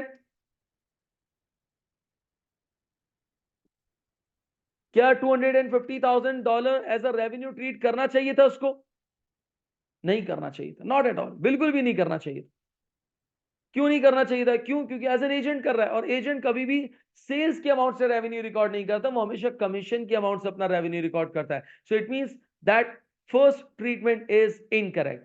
इसी तरीके से सेकंड, थर्ड और फोर्थ को रीड करें और मुझे बताएं कि इनमें से कौन सा ऑप्शन है जो कि करेक्ट होना चाहिए, कौन सी ट्रीटमेंट है जो कि बिल्कुल करेक्टली फॉलो की गई है। जी प्लीज ट्राई करें जरा इसको।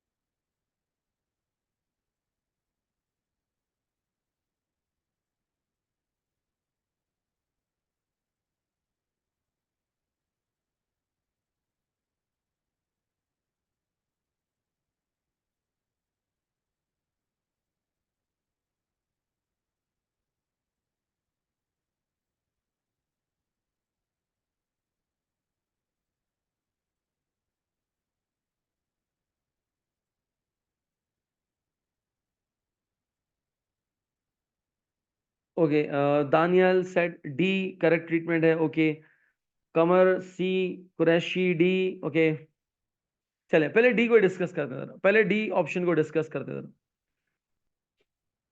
कह रहे सेल्स ऑफ $200,000 ऑन 1 अक्टूबर, कह रहे कि 1 अक्टूबर पे हमने $2 लाख की सेल्स की है और यानी कि सेल्स हमने रिकॉर्ड कर लिए $200,000 की, जो कि कब की है, on 1 October 2003, to a customer who has stated that they hope to be able to pay in full before the end of 2005,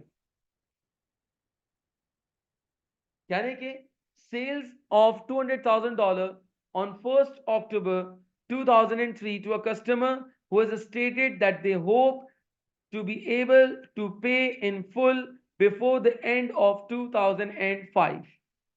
एक बात याद रखिएगा प्लीज, IFRS 15 के अंदर बहुत इंपॉर्टेंट कॉन्सेप्ट है कि जब आप कोई गुड्स सेल आउट कर रहे हैं अकाउंट्स रिसीवेबल और उसके अंदर आपके पास एक handsome amount of time period दिया जा रहा है। देखिए क्रेडिट पीरियड जो होता है ना वो नॉर्मली 3 मंथ्स, 4 मंथ्स, 6 मंथ्स का है, लेकिन अगर आपने एक handsome amount of time period दिया हुआ है अपने कस्टमर को और सेफ साइड के लिए भी कह सकते हैं कि 1 साल से ज्यादा का अगर आपने टाइम पीरियड दिया हुआ है तो IFRS 15 कहता है कि भाई there is a significant finance component, there is a significant financing component.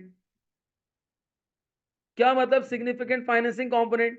कि क्रेडिट पीरियड 3, 4, 6 महीने का अच्छा लगता है, आप ये कह रहे हो कि 1 अक्टूबर 2003 पे किया है और कस्टमर आपको पे करेगा third eight the end of the 2005, यानी कि अप्रोक्सीमेटली 1, 1.5 साल बाद वो अमाउंट आपको पे करेगा। तो क्या होना चाहिए? किसी को कुछ क्लिक कर रहा है? लीजिंग नहीं, और कोई अच्छी टर्म, और कोई अच्छी term, leasing is not an appropriate one. Significant financing component अगर शामिल है तो कैसे डील करना चाहिए इसको? इट मींस कि आप अमाउंट रिसीव करेंगे after a period of 2 years और 1.5 year। सो आज जब इस वैल्यू को हम रिकॉर्ड करेंगे, इंटरेस्ट लेंगे, नाइस, और थोड़ा सा इस अमाउंट को रिकॉर्ड करेंगे तो किस वैल्यू पे रिकॉर्ड करना चाहिए? Yes, excellent, it should be recorded at the present value. हम उसको प्रेजेंट वैल्यू पे रिकॉर्ड करेंगे। याद रखिएगा जब भी आपके पास सिग्निफिकेंट फाइनेंस कंपोनेंट हो तो और आपने फ्यूचर में अमाउंट रिसीव करनी है, you will receive that amount 200,000 in future, you cannot recognize the revenue at the amount of 200,000, instead you need to calculate the present value of it। आप 2 लाख पे अपनी रेवेन्यू रिकॉग्नाइज नहीं करेंगे, this amount will be received after a period of 1.5 year or 2 years, so you have to recognize that amount at its present value। और फिर उसकी एक unwinding का प्रोसेस है। आई होप कि आपको सारी चीजें क्लियर होंगी। तो ऑप्शन डी सही है लेकिन इनकरेक्ट है। सेल्स रेवेन्यू रिकॉर्ड होना चाहिए, मना नहीं कर रहा, लेकिन 200,000 पे नहीं होना चाहिए, it should be recognize at its present value. और प्रेजेंट वैल्यू कैलकुलेट करने का एक फॉर्मूला होता है, खैर हम अब इसी डिबेट के अंदर नहीं जा रहे। ऑप्शन सी अगर हम इवेल्युएट करें, कह रहे सेल्स ऑफ 150,000, कह रहे रेवेन्यू रिकॉग्नाइज करें 150,000 की, nice, on 30th September 2004। The amount invoiced to and received from the customer is 180,000. Surprisingly, कह रहा है कि कस्टमर से जो amount we have received is 180,000. अरे भाई, अगर आप 180,000 अमाउंट रिसीव कर रहे हैं तो रेवेन्यू 150 क्यों रिकॉग्नाइज कर रहे हैं? आगे चलते हैं. Which includes 30,000, कह रहा है जो 30,000 की अमाउंट है for ongoing servicing work to be done by the company over the next 2 years. Okay guys, which means कि 180,000 हमने रिसीव कर लिए, जिसमें से 30,000 की जो अमाउंट है वो सर्विस हम प्रोवाइड करेंगे, वो परफॉर्मेंस ऑब्लिगेशन हम सेटिस्फाई करेंगे ओवर द टाइम. अगर हम वो over the time performance obligation satisfy करेंगे, so it means that 30,000 revenue should not be recognised in point in time. Instead it should be recognised over the time. तो क्या ये treatment बिल्कुल सही है? यस, बिल्कुल परफेक्ट ट्रीटमेंट की है.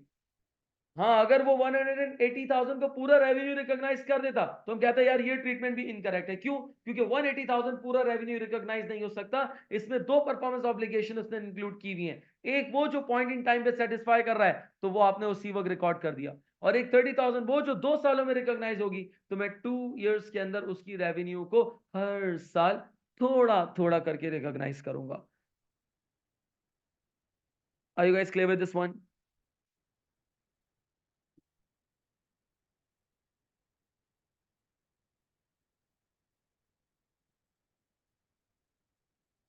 चलिए जनाब, इसको ट्राई करें जरा. शाबाश, खुद से ट्राई करें जरा.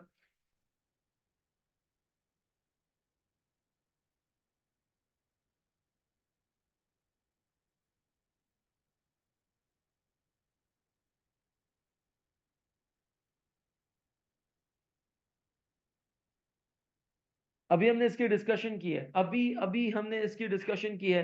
सो you should be able to answer this question.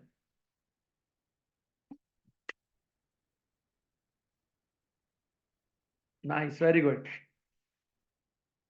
Excellent, जबरदस्त, बिल्कुल. C, option C is the correct answer. यानी कि time value of money, present value का, टाइम वैल्यू ऑफ मनी का मतलब यानी कि प्रेजेंट वैल्यू की बात कर रहा है. कि टाइम वैल्यू ऑफ मनी यानी कि प्रेजेंट वैल्यू कब कैलकुलेट करते हैं? If the contract includes a significant financing component.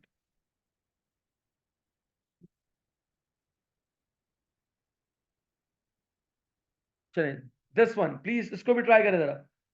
इसकी डिस्कशन हमने बिल्कुल लेक्चर के स्टार्ट में की थी, यानी कि आज का जो सेशन था उसके बिल्कुल स्टार्ट में हमने इसकी डिस्कशन की थी. That is related to the 5 step model. और से पूछ क्या रहा है, which of the following is not a step?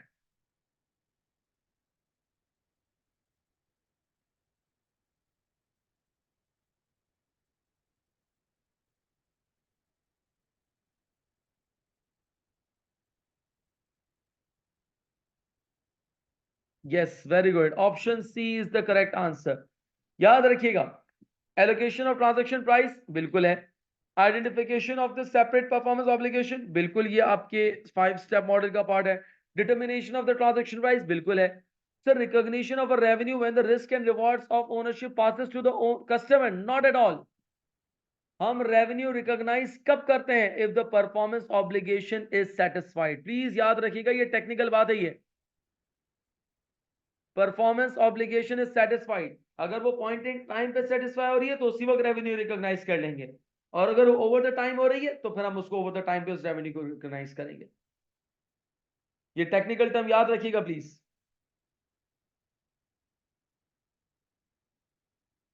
चले जनाब, प्लीज ट्राई दिस वन.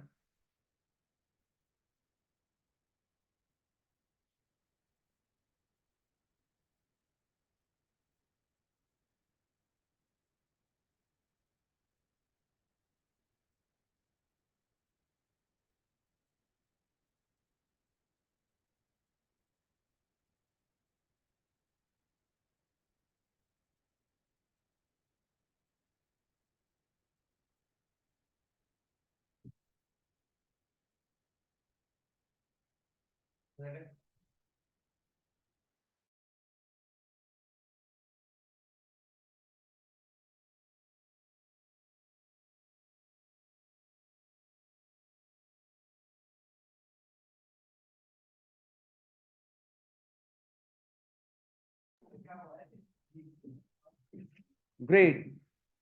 अच्छा, इसको थोड़ा सा टेक्निकली डिस्कस करते हैं। एक कंस्ट्रक्शन कंपनी है और कंस्ट्रक्शन कंपनी कर क्या रही है, they are making a construction और doing a construction for their customers. याद रखिएगा, अब मैं थोड़ा सा दूसरे स्टैंडर्ड्स को लिंक कर रहा हूँ, कॉन्सेंट्रेशन के साथ सुनिएगा।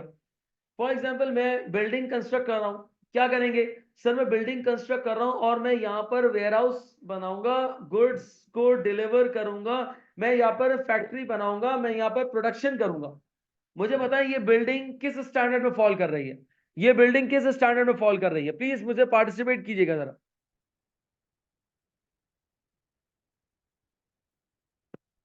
मैं building construct IS 16, very good, excellent. Second example, sir मैं क्या कर रहा हूं, मैं बिल्डिंग कंस्ट्रक्ट कर रहा हूं और उस बिल्डिंग की कंस्ट्रक्शन इसलिए कर रहा हूं कि मैं इसको इन फ्यूचर रेंट आउट कर दूंगा, इस बिल्डिंग को रेंट आउट कर दूंगा। अब बताएं ये बिल्डिंग किस स्टैंडर्ड में फॉल करी? Very good, nice, excellent, IS 40, absolutely perfect. Example change करता हूं, सर मैंने बिल्डिंग कंस्ट्रक्ट कर रहा हूं और इस बिल्डिंग को नॉर्मली मेरा काम ही है कि मैं स्टेट एजेंट हूं, मैं बिल्डिंग बनाता हूं, उसको खुद खरीदता हूं, उसको बेच देता हूं, बिल्डिंग बनाता हूं बेच देता हूं, बिल्डिंग बनाता हूं बेच देता हूं। Very good, nice, IAS 2, in the ordinary course of business, that is the very important terminology. अब ये इन्वेंट्री बन गई मेरी बिल्डिंग।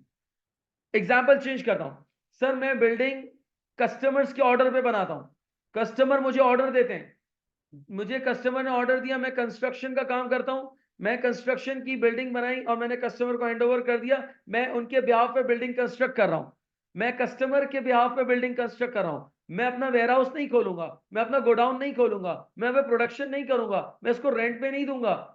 मुझे बताएं अब कौन सा स्टैंडर्ड फॉल कर रहा है, अब कौन सा स्टैंडर्ड फॉल कर रहा है?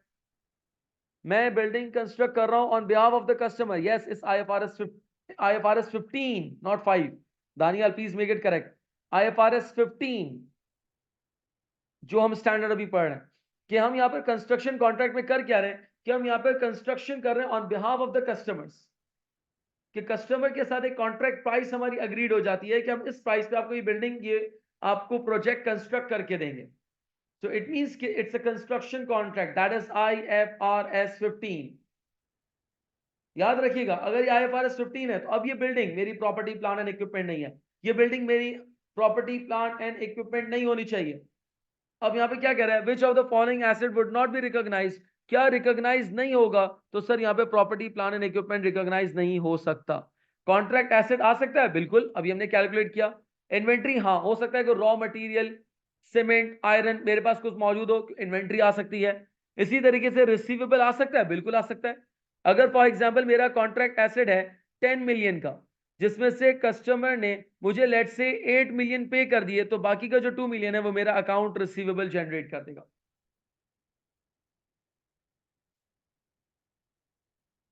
Are you guys clear with this one? चलिए जनाब, IFRS 15 का लास्ट क्वेश्चन, फिर इसके बाद हम IFRS 9 की तरफ मूव ऑन कर जाएंगे। IFRS 15 का लास्ट क्वेश्चन, प्लीज ट्राई करें जरा इसको।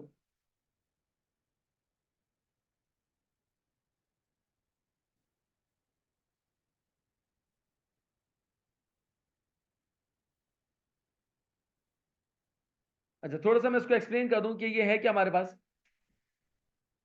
अगर फॉर एग्जाम्पल मेरे पास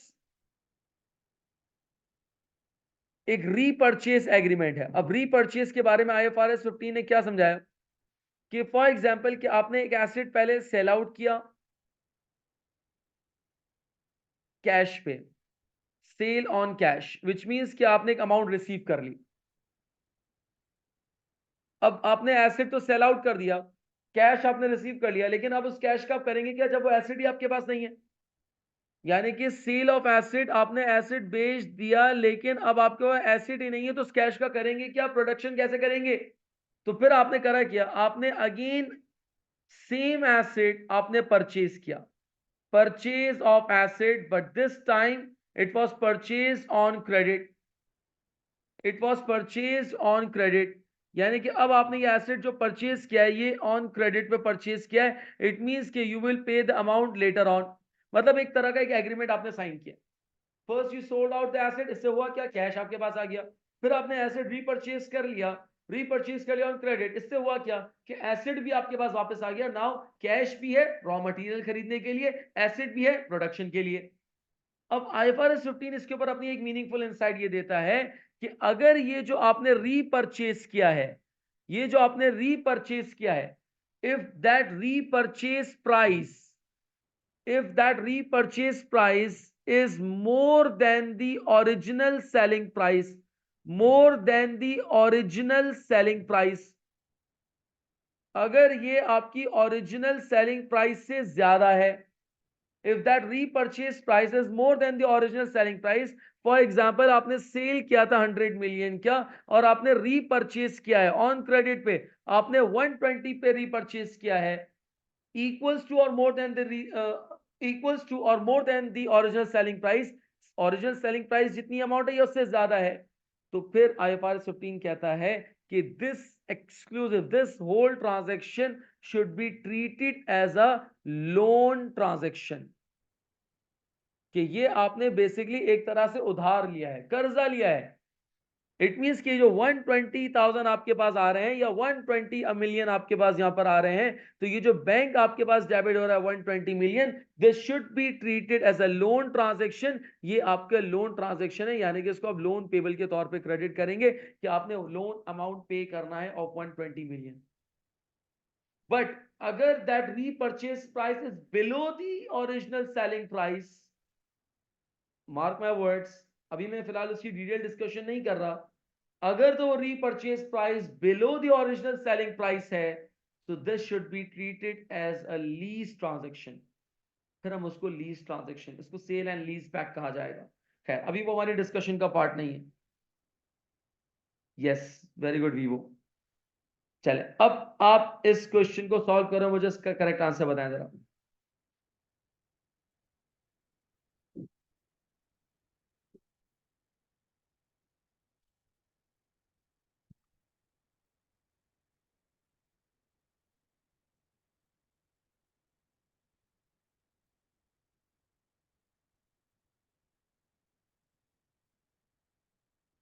नाइस, वेरी गुड। जी, एनीवन एल्स, कोई और ट्राई करे प्लीज। शाबाश, अनस, दानियाल, फरीहा, कमर, काशिफ।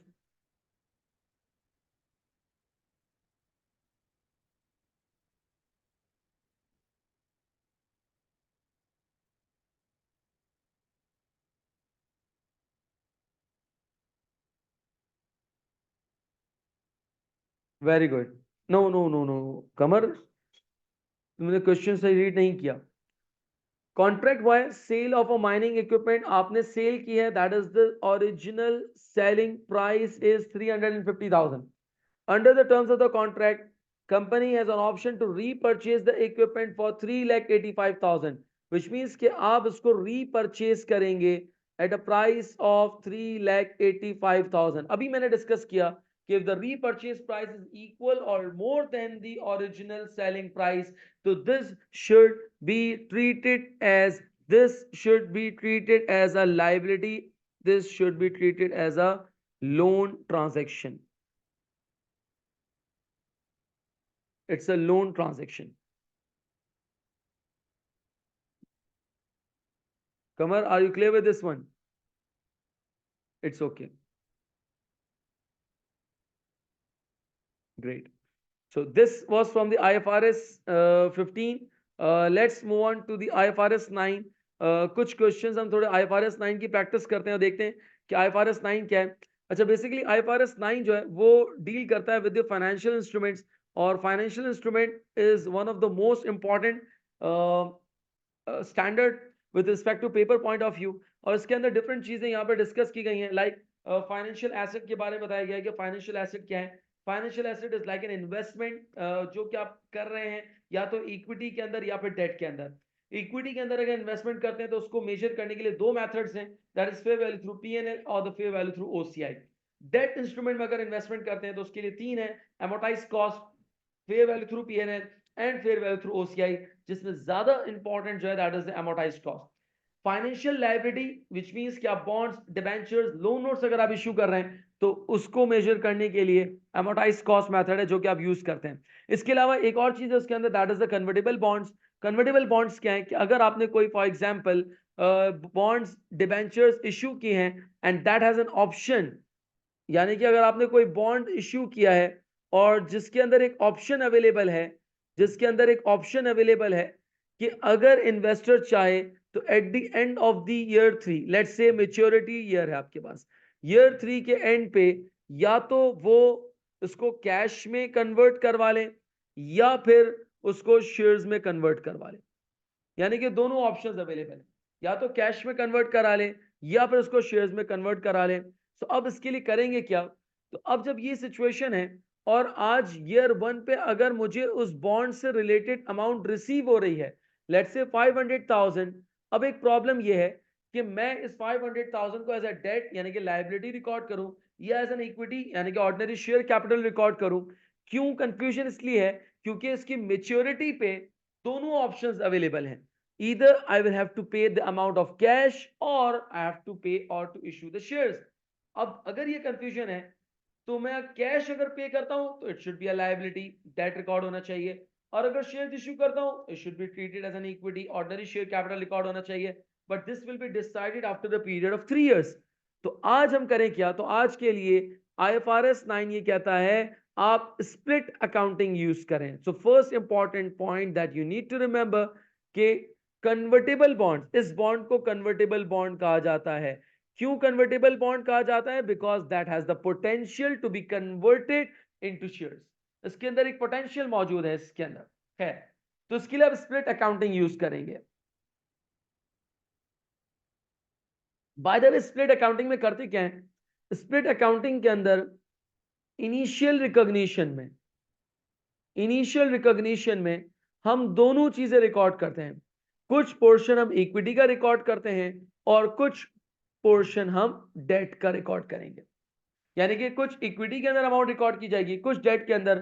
कैसे रिकॉर्ड की जाएगी उसके कुछ स्टेप्स हैं। आपने पहले डेट का कंट्रीब्यूशन यानी कि लायबिलिटी का कंट्रीब्यूशन आपने पहले कैलकुलेट करना है। लायबिलिटी का कंट्रीब्यूशन कैसे कैलकुलेट करेंगे? उसके लिए step number one, first of all आपने कैलकुलेट करने हैं फ्यूचर कैश फ्लोज, और फ्यूचर कैश फ्लोज को कैलकुलेट करने के लिए याद रखिएगा हम यूज करते हैं that is the coupon rate. इसी तरीके से जैसे ही आप फ्यूचर कैश फ्लोज कैलकुलेट करेंगे आफ्टरवर्ड्स आपने प्रेजेंट वैल्यू कैलकुलेट करनी है, present value of future cash flows by using the market rate और इफेक्टिव रेट। स्टेप 3, जैसे ही आपने यहां पर प्रेजेंट वैल्यू कैलकुलेट कर लिया, आपने कैलकुलेट करना है इक्विटी को, और इक्विटी कैलकुलेट करने के लिए जो फॉर्मूला होगा that would B proceeds minus the liability, that is जो हमने कैलकुलेट की है, या उसको हम कह सकते हैं present value of future cash flows. फिर उसके बाद स्टेप 4 क्या है? दैट इज फिर आपने एमोटाइज कॉस्ट पे अपनी सब्सिक्वेंट मेजरमेंट करनी है। कैसे होगा? क्वेश्चन अभी हमारे साथ है, हम उस क्वेश्चन को पूरा सॉल्व करेंगे और उसके अंदर ये सारे स्टेप्स को अप्लाई करेंगे। So let's start with the first question.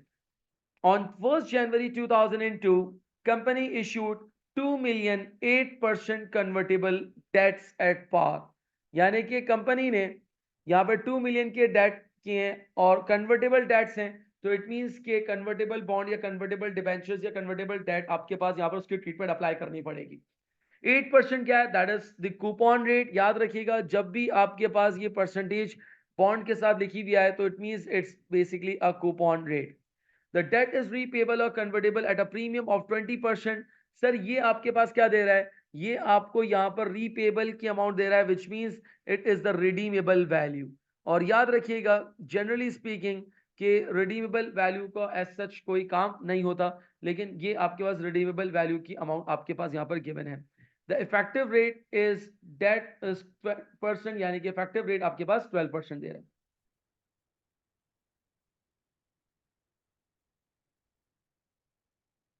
करना क्या हमें?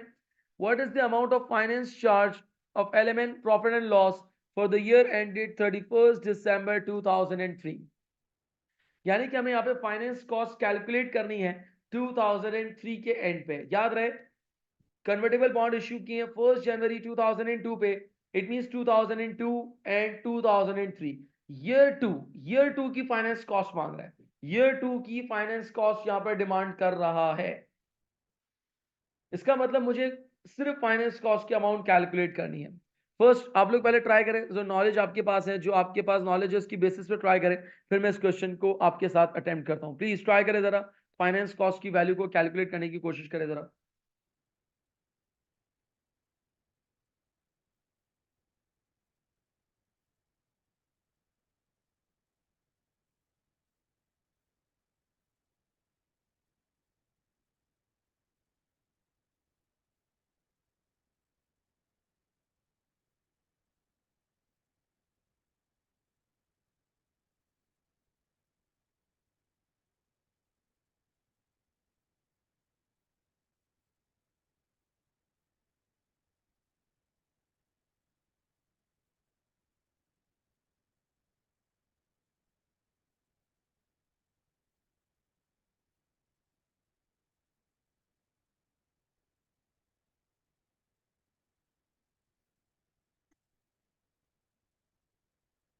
चले, अगर मैं इस क्वेश्चन को सॉल्व करता हूं, कैसे सॉल्व करेंगे? First of all convertible bond का क्वेश्चन है, तो मुझे सबसे पहले करना क्या होगा? कन्वर्टेबल बॉन्ड के क्वेश्चन के अंदर मुझे स्प्लिट अकाउंटिंग अप्लाई करनी है। याद रखिएगा, स्प्लिट अकाउंटिंग के अंदर करना क्या होगा? मुझे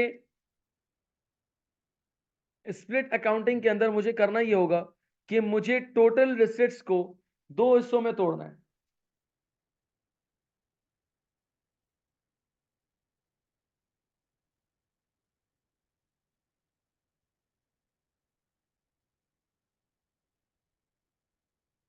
स्प्लिट अकाउंटिंग मुझे परफॉर्म करनी पड़ेगी।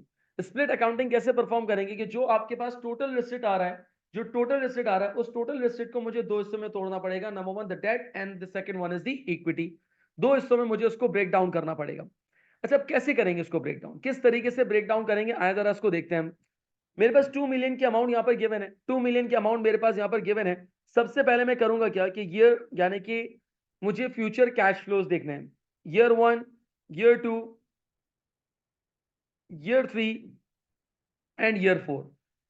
अब फ्यूचर कैश फ्लोज कैलकुलेट करते हैं on the basis of the par value. याद रखिएगा, हमेशा फ्यूचर कैश फ्लो जो कैलकुलेट किया जाता है वो हमेशा कैलकुलेट किया जाता है on the basis of the par value, यानी कि कूपन रेट के ऊपर। 2 मिलियन यानी कि 2000 आपके पास यहाँ पर पार वैल्यू है, कूपन रेट इसके ऊपर अप्लाई होगा, that was 8%। I guess yes it's 8%, 8%। और जो फ्यूचर कैश फ्लो आएगा दैट इज 160। अच्छा, ईयर 2 का भी फ्यूचर कैश फ्लो 160 होगा और ईयर 3 का भी फ्यूचर कैश फ्लो 160 होगा। रीजन भी क्योंकि अब कंपनी कह रही है कि ईयर 1 के एंड पे हमें 160 पे करने हैं, ईयर 2 पे 160 पे करने हैं, ईयर 3 पे 160 पे कर रहे हैं। है कोई जो मुझे बता सके कि ईयर 4 पे कितनी अमाउंट पे करनी होगी? जी प्लीज, एनीवन एल्स? ईयर 4 पे कितनी अमाउंट पे करनी होगी? Year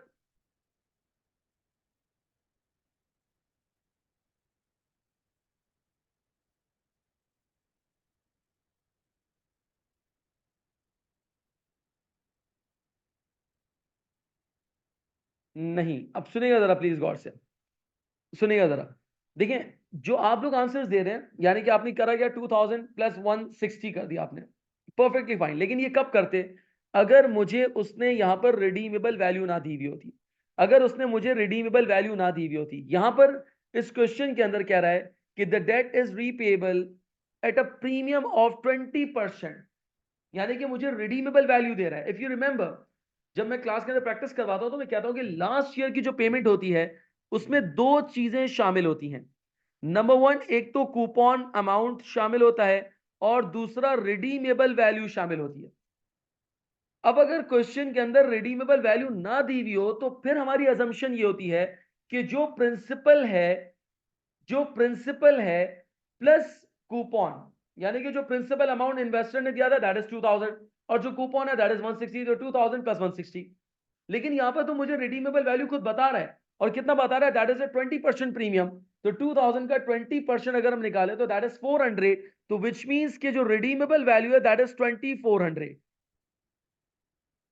2400 plus 160 is the coupon.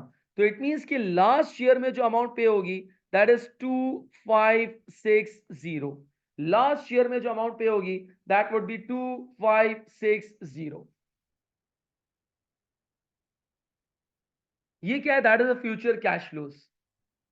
अब करना क्या है सर, ये फ्यूचर कैश फ्लोज हैं, लेकिन हमें लायबिलिटी तो आज रिकॉर्ड करनी है, तो हम उसकी प्रेजेंट वैल्यू कैलकुलेट करेंगे। प्रेजेंट वैल्यू के लिए 12% इंटरेस्ट रेट यूज करेंगे। 160 के present value 160 divided by 1.12 power 1। Year 2 की प्रेजेंट वैल्यू कैलकुलेट करेंगे 160 divided by 1.12 power 2। Third year 160 divided by 1.12 power 3। और थर्ड ईयर की अगर प्रेजेंट वैल्यू कैलकुलेट करें तो 2560 डिवाइडेड बाय 1.12 की पावर 4। प्लीज कैलकुलेट करके बताएं जरा।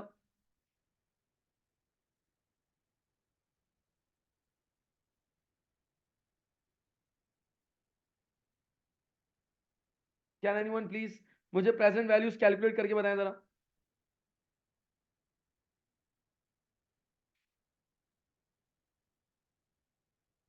फर्स्ट वन 142.87, प्लीज चेक कर लीजिएगा। 142.8। नेक्स्ट ईयर 2 का बताएं जरा प्लीज।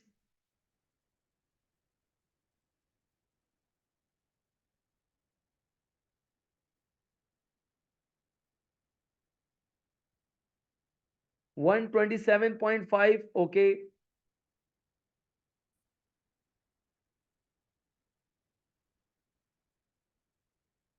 113.8 या 114, ठीक है, राउंड ऑफ भी कर सकते हैं इसको।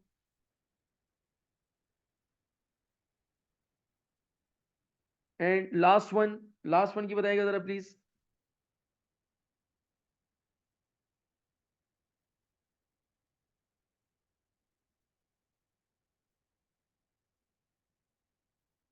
1626 या 1627, चले परफेक्ट। 1627 आपके पास यहां पर क्या है, that is the present value. और टोटल कर ले जरा, तमाम प्रेजेंट वैल्यूज को एग्रीगेट कर ले जरा प्लीज। 1626 प्लस 113.8 एंड प्लस करके बताएं जरा टोटल कितना आ रहा है।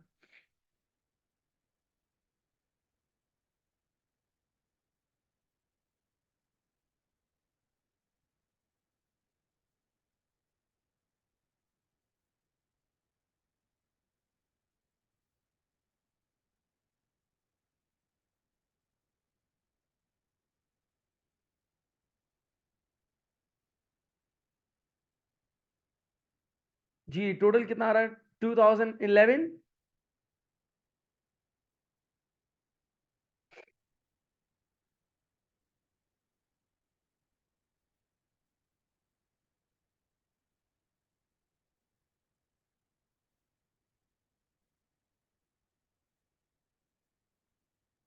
हेलो।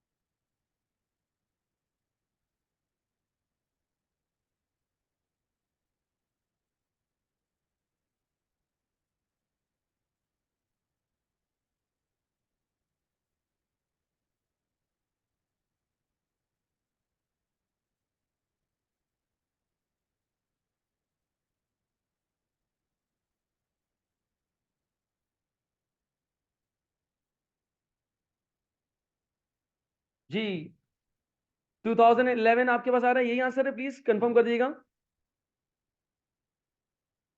अच्छा 2011 जी। 2011 ये क्या है, that is the financial liability. अच्छा अब ये फाइनेंशियल लायबिलिटी जो है 2011, ये राउंडिंग ऑफ का इशू है, that is equal to basically 2000।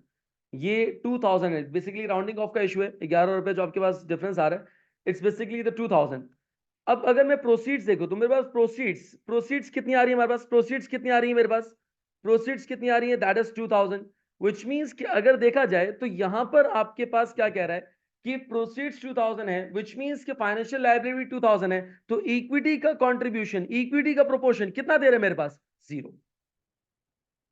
याद रखिएगा कि यहां पर जब स्प्लिट अकाउंटिंग कर रहे हैं तो स्प्लिट अकाउंटिंग के अंदर यहां पर आपके पास जितनी भी ऑब्लिगेशंस रिसीव हो रही हैं, जो भी प्रोसीड्स रिसीव हो रहा है, इस केस के अंदर वो तमाम प्रोसीड को रिकॉग्नाइज कर रहा है as a financial liability. So no equity proportion और no equity contribution should be recorded. अगर यहाँ पे क्वेश्चन के अंदर रिक्वायरमेंट के अंदर पूछता है कि what amount of equity portion should be recorded, तो फिर मैं यहाँ पे कोई भी इक्विटी रिकॉर्ड नहीं करता, मैं कोई भी इक्विटी यहाँ पे रिकॉर्ड नहीं करता, 0 शुड बी रिकॉर्डेड। अभी फिलहाल मेरे पास फाइनेंशियल लायबिलिटी कितनी आ रही है, 2000, प्रोसीड्स कितनी है, 2000, इट मींस इक्विटी का कंट्रीब्यूशन 0 हो गया। खैर, हमारे क्वेश्चन की जो रिक्वायरमेंट है कि हमें फाइनेंस कॉस्ट कैलकुलेट करना है। जी बिल्कुल, 11 का जो डिफरेंस आ रहा है, नहीं इक्विटी नहीं होगा, वो राउंडिंग ऑफ की वजह से आ रहा है, क्योंकि हमने उसको वैसे मिलियंस में लिया हुआ है, फिर डेसिमल्स के अंदर भी हमने काम किया हुआ है, तो इस वजह से वो आपके पास 11 का डिफरेंस आ रहा है, एज अ राउंडिंग ऑफ आ रहा है वो। अब हमें करना क्या है सर, अब हमें यहाँ पे इस क्वेश्चन के अंदर टेबल प्रिपेयर करना होगा, एमोटाइज कॉस्ट टेबल, क्योंकि हमें पता है कि सब्सिक्वेंट मेजरमेंट जो होगी वो आपके पास जो है वो एमोटाइज कॉस्ट की बेसिस के ऊपर होगी। उसके लिए एक टेबल होगा, नंबर 1 ईयर का कॉलम होगा, second is the opening balance होगा, थर्ड आपके पास इफेक्टिव रेट अप्लाई करेंगे, and fourth coupon rate apply करेंगे, एंड देन फाइनली फिर आपके पास यहाँ पर होगा that is the closing balance. Year आपके पास 1 स्टार्ट करें तो ओपनिंग बैलेंस अब आपके पास 2000 होगा, क्योंकि फाइनेंशियल लायबिलिटी जो आ रही है दैट इज 2000। इफेक्टिव रेट कितना था, effective rate 12%, effective rate is 12%, तो 2000 का 12% प्लीज कैलकुलेट करें जरा,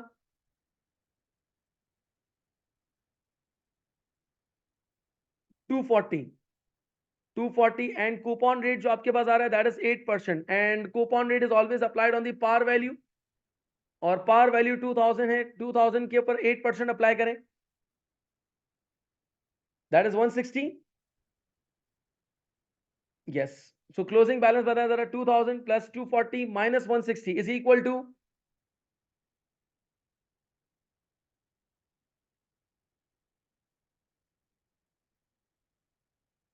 2080। इसका मतलब ये है कि अगर मैं देखूं तो फाइनेंशियल लायबिलिटी के अंदर हमारे पास क्या है कि अगर मैं इस क्वेश्चन के अंदर देखूं रिक्वायरमेंट्स क्या हो सकती हैं। अभी फिलहाल क्या कह रहा है कि what amount of finance cost, तो कितना फाइनेंस कॉस्ट है जो कि पीएनएल के अंदर रिकॉर्ड होगा, कितना फाइनेंस कॉस्ट है जो कि पीएनएल के अंदर रिकॉर्ड होगा, इज इट 160 और 240? Finance cost, yes 240। और अगर मैं आपसे पूछूं कि what amount of financial liability to be reported at the end of the year 1, at the end of the year 1, yes it's 2080, and what amount of initial liability should be recorded, what amount of initial liability should be reported, yes it's 2000, यानी कि जो आपके पास यहाँ पर financial liability I. So that is the way through which this sort of question should be solved, किस तरीके से हम इन क्वेश्चंस को सॉल्व करेंगे। और याद रखिएगा ये जो कंपाउंड इंस्ट्रूमेंट वाला एरिया है, कन्वर्टिबल बॉन्ड वाला एरिया है, that is very important with respect to paper. Examiner बहुत ज्यादा इसकी टेस्टिंग करता है। इवन ये जो एरिया है इसकी टेस्टिंग फाइनल अकाउंट के अंदर भी बहुत अच्छे खासे लेवल के ऊपर इसकी टेस्टिंग की जाती है। Are you guys clear with this one? अच्छा, ये भी कन्वर्टेबल बॉन्ड का एक क्वेश्चन है। I would recommend you to please take the picture of it. By the way picture ना भी लें, आपकी स्टडी ऐप के ऊपर ये क्वेश्चन अवेलेबल है। और IFRS 9 का एक छोटा सा मैंने इंट्रोडक्शन आपको दिया, और इसके अंदर जो मोस्ट इंपॉर्टेंट पार्ट है उससे रिलेटेड मैंने आपको पूरा क्वेश्चन बताया कि किस तरीके से आपने स्प्लिट अकाउंटिंग को अप्लाई करना है, कैश फ्लोस कैलकुलेट करने। इसके अंदर जो इंपॉर्टेंट पार्ट था जो मुझे समझाना था, दैट इज रिडीमेबल वैल्यू वाला एरिया।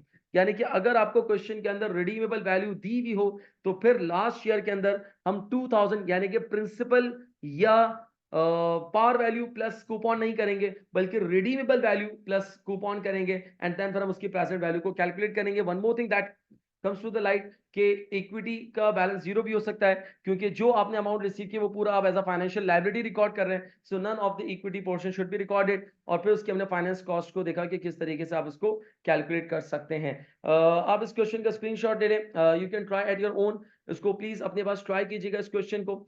और that's all for the today's session. जिसके अंदर हमारा मेजर जो इंसिस्ट था, जो पार्ट था, दैट वाज IFRS 15, जिसके बारे में हमने डिस्कशन की। और ओवरऑल अगर देखा जाए तो मैंने पूरा ही स्टैंडर्ड उसके अंदर रिकॉल कर लिया हमने सेशन के अंदर, जिसके अंदर एजेंसी का कॉन्सेप्ट भी देखा, 5 स्टेप मॉडल को भी डिस्कस किया, and most importantly construction contract की साइड को भी हमने वहां पर भी उसके अंदर डिस्कस किया। सो फार किसी का कोई क्वेश्चन, कोई कंसर्न हो, so please you can raise.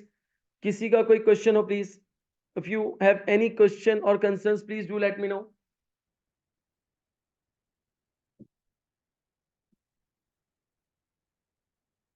Yes please, किसी का कोई कंसर्न हो, आई वुड रिकमेंड कि प्लीज इसके स्टडी अप के क्वेश्चंस को लाजमी सॉल्व कीजिएगा।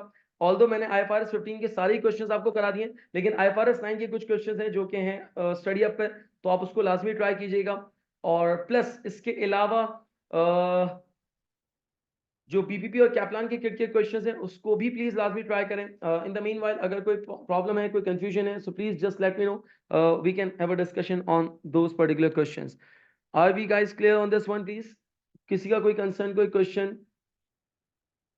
इसके प्लीज रिमेनिंग क्वेश्चंस को आप लोगों ने लाजमी ट्राई करना है। और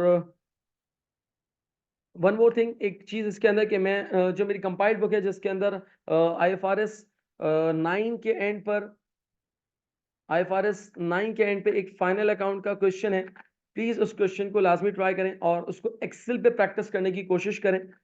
must practice that particular final account question. अच्छा क्वेश्चन है, उसके अंदर मल्टीपल एडजस्टमेंट्स हैं, कंपाउंड इंस्ट्रूमेंट की एडजस्टमेंट भी हैं, नॉर्मल एसेट यानी कि फाइनेंशियल एसेट और फाइनेंशियल लाइबिलिटीज की भी एडजस्टमेंट्स हैं। सो मेक श्योर करें कि उस क्वेश्चन को आप लाजमी ट्राई करें और एक्सेल पे सॉल्व करें। और कोई कंफ्यूजन हो तो आप डेफिनेटली मुझसे डिस्कस कर सकते हैं। टिल दैट यहीं तक इसको रखते हैं, विल मेक इट इंशाल्लाह, कर लेंगे इंशाल्लाह। सो टिल दैट यहीं तक इसको रखते हैं, इंशाल्लाह नेक्स्ट क्लास में इंशाल्लाह मुलाकात होती है। Thank you so much, Allah Hafiz.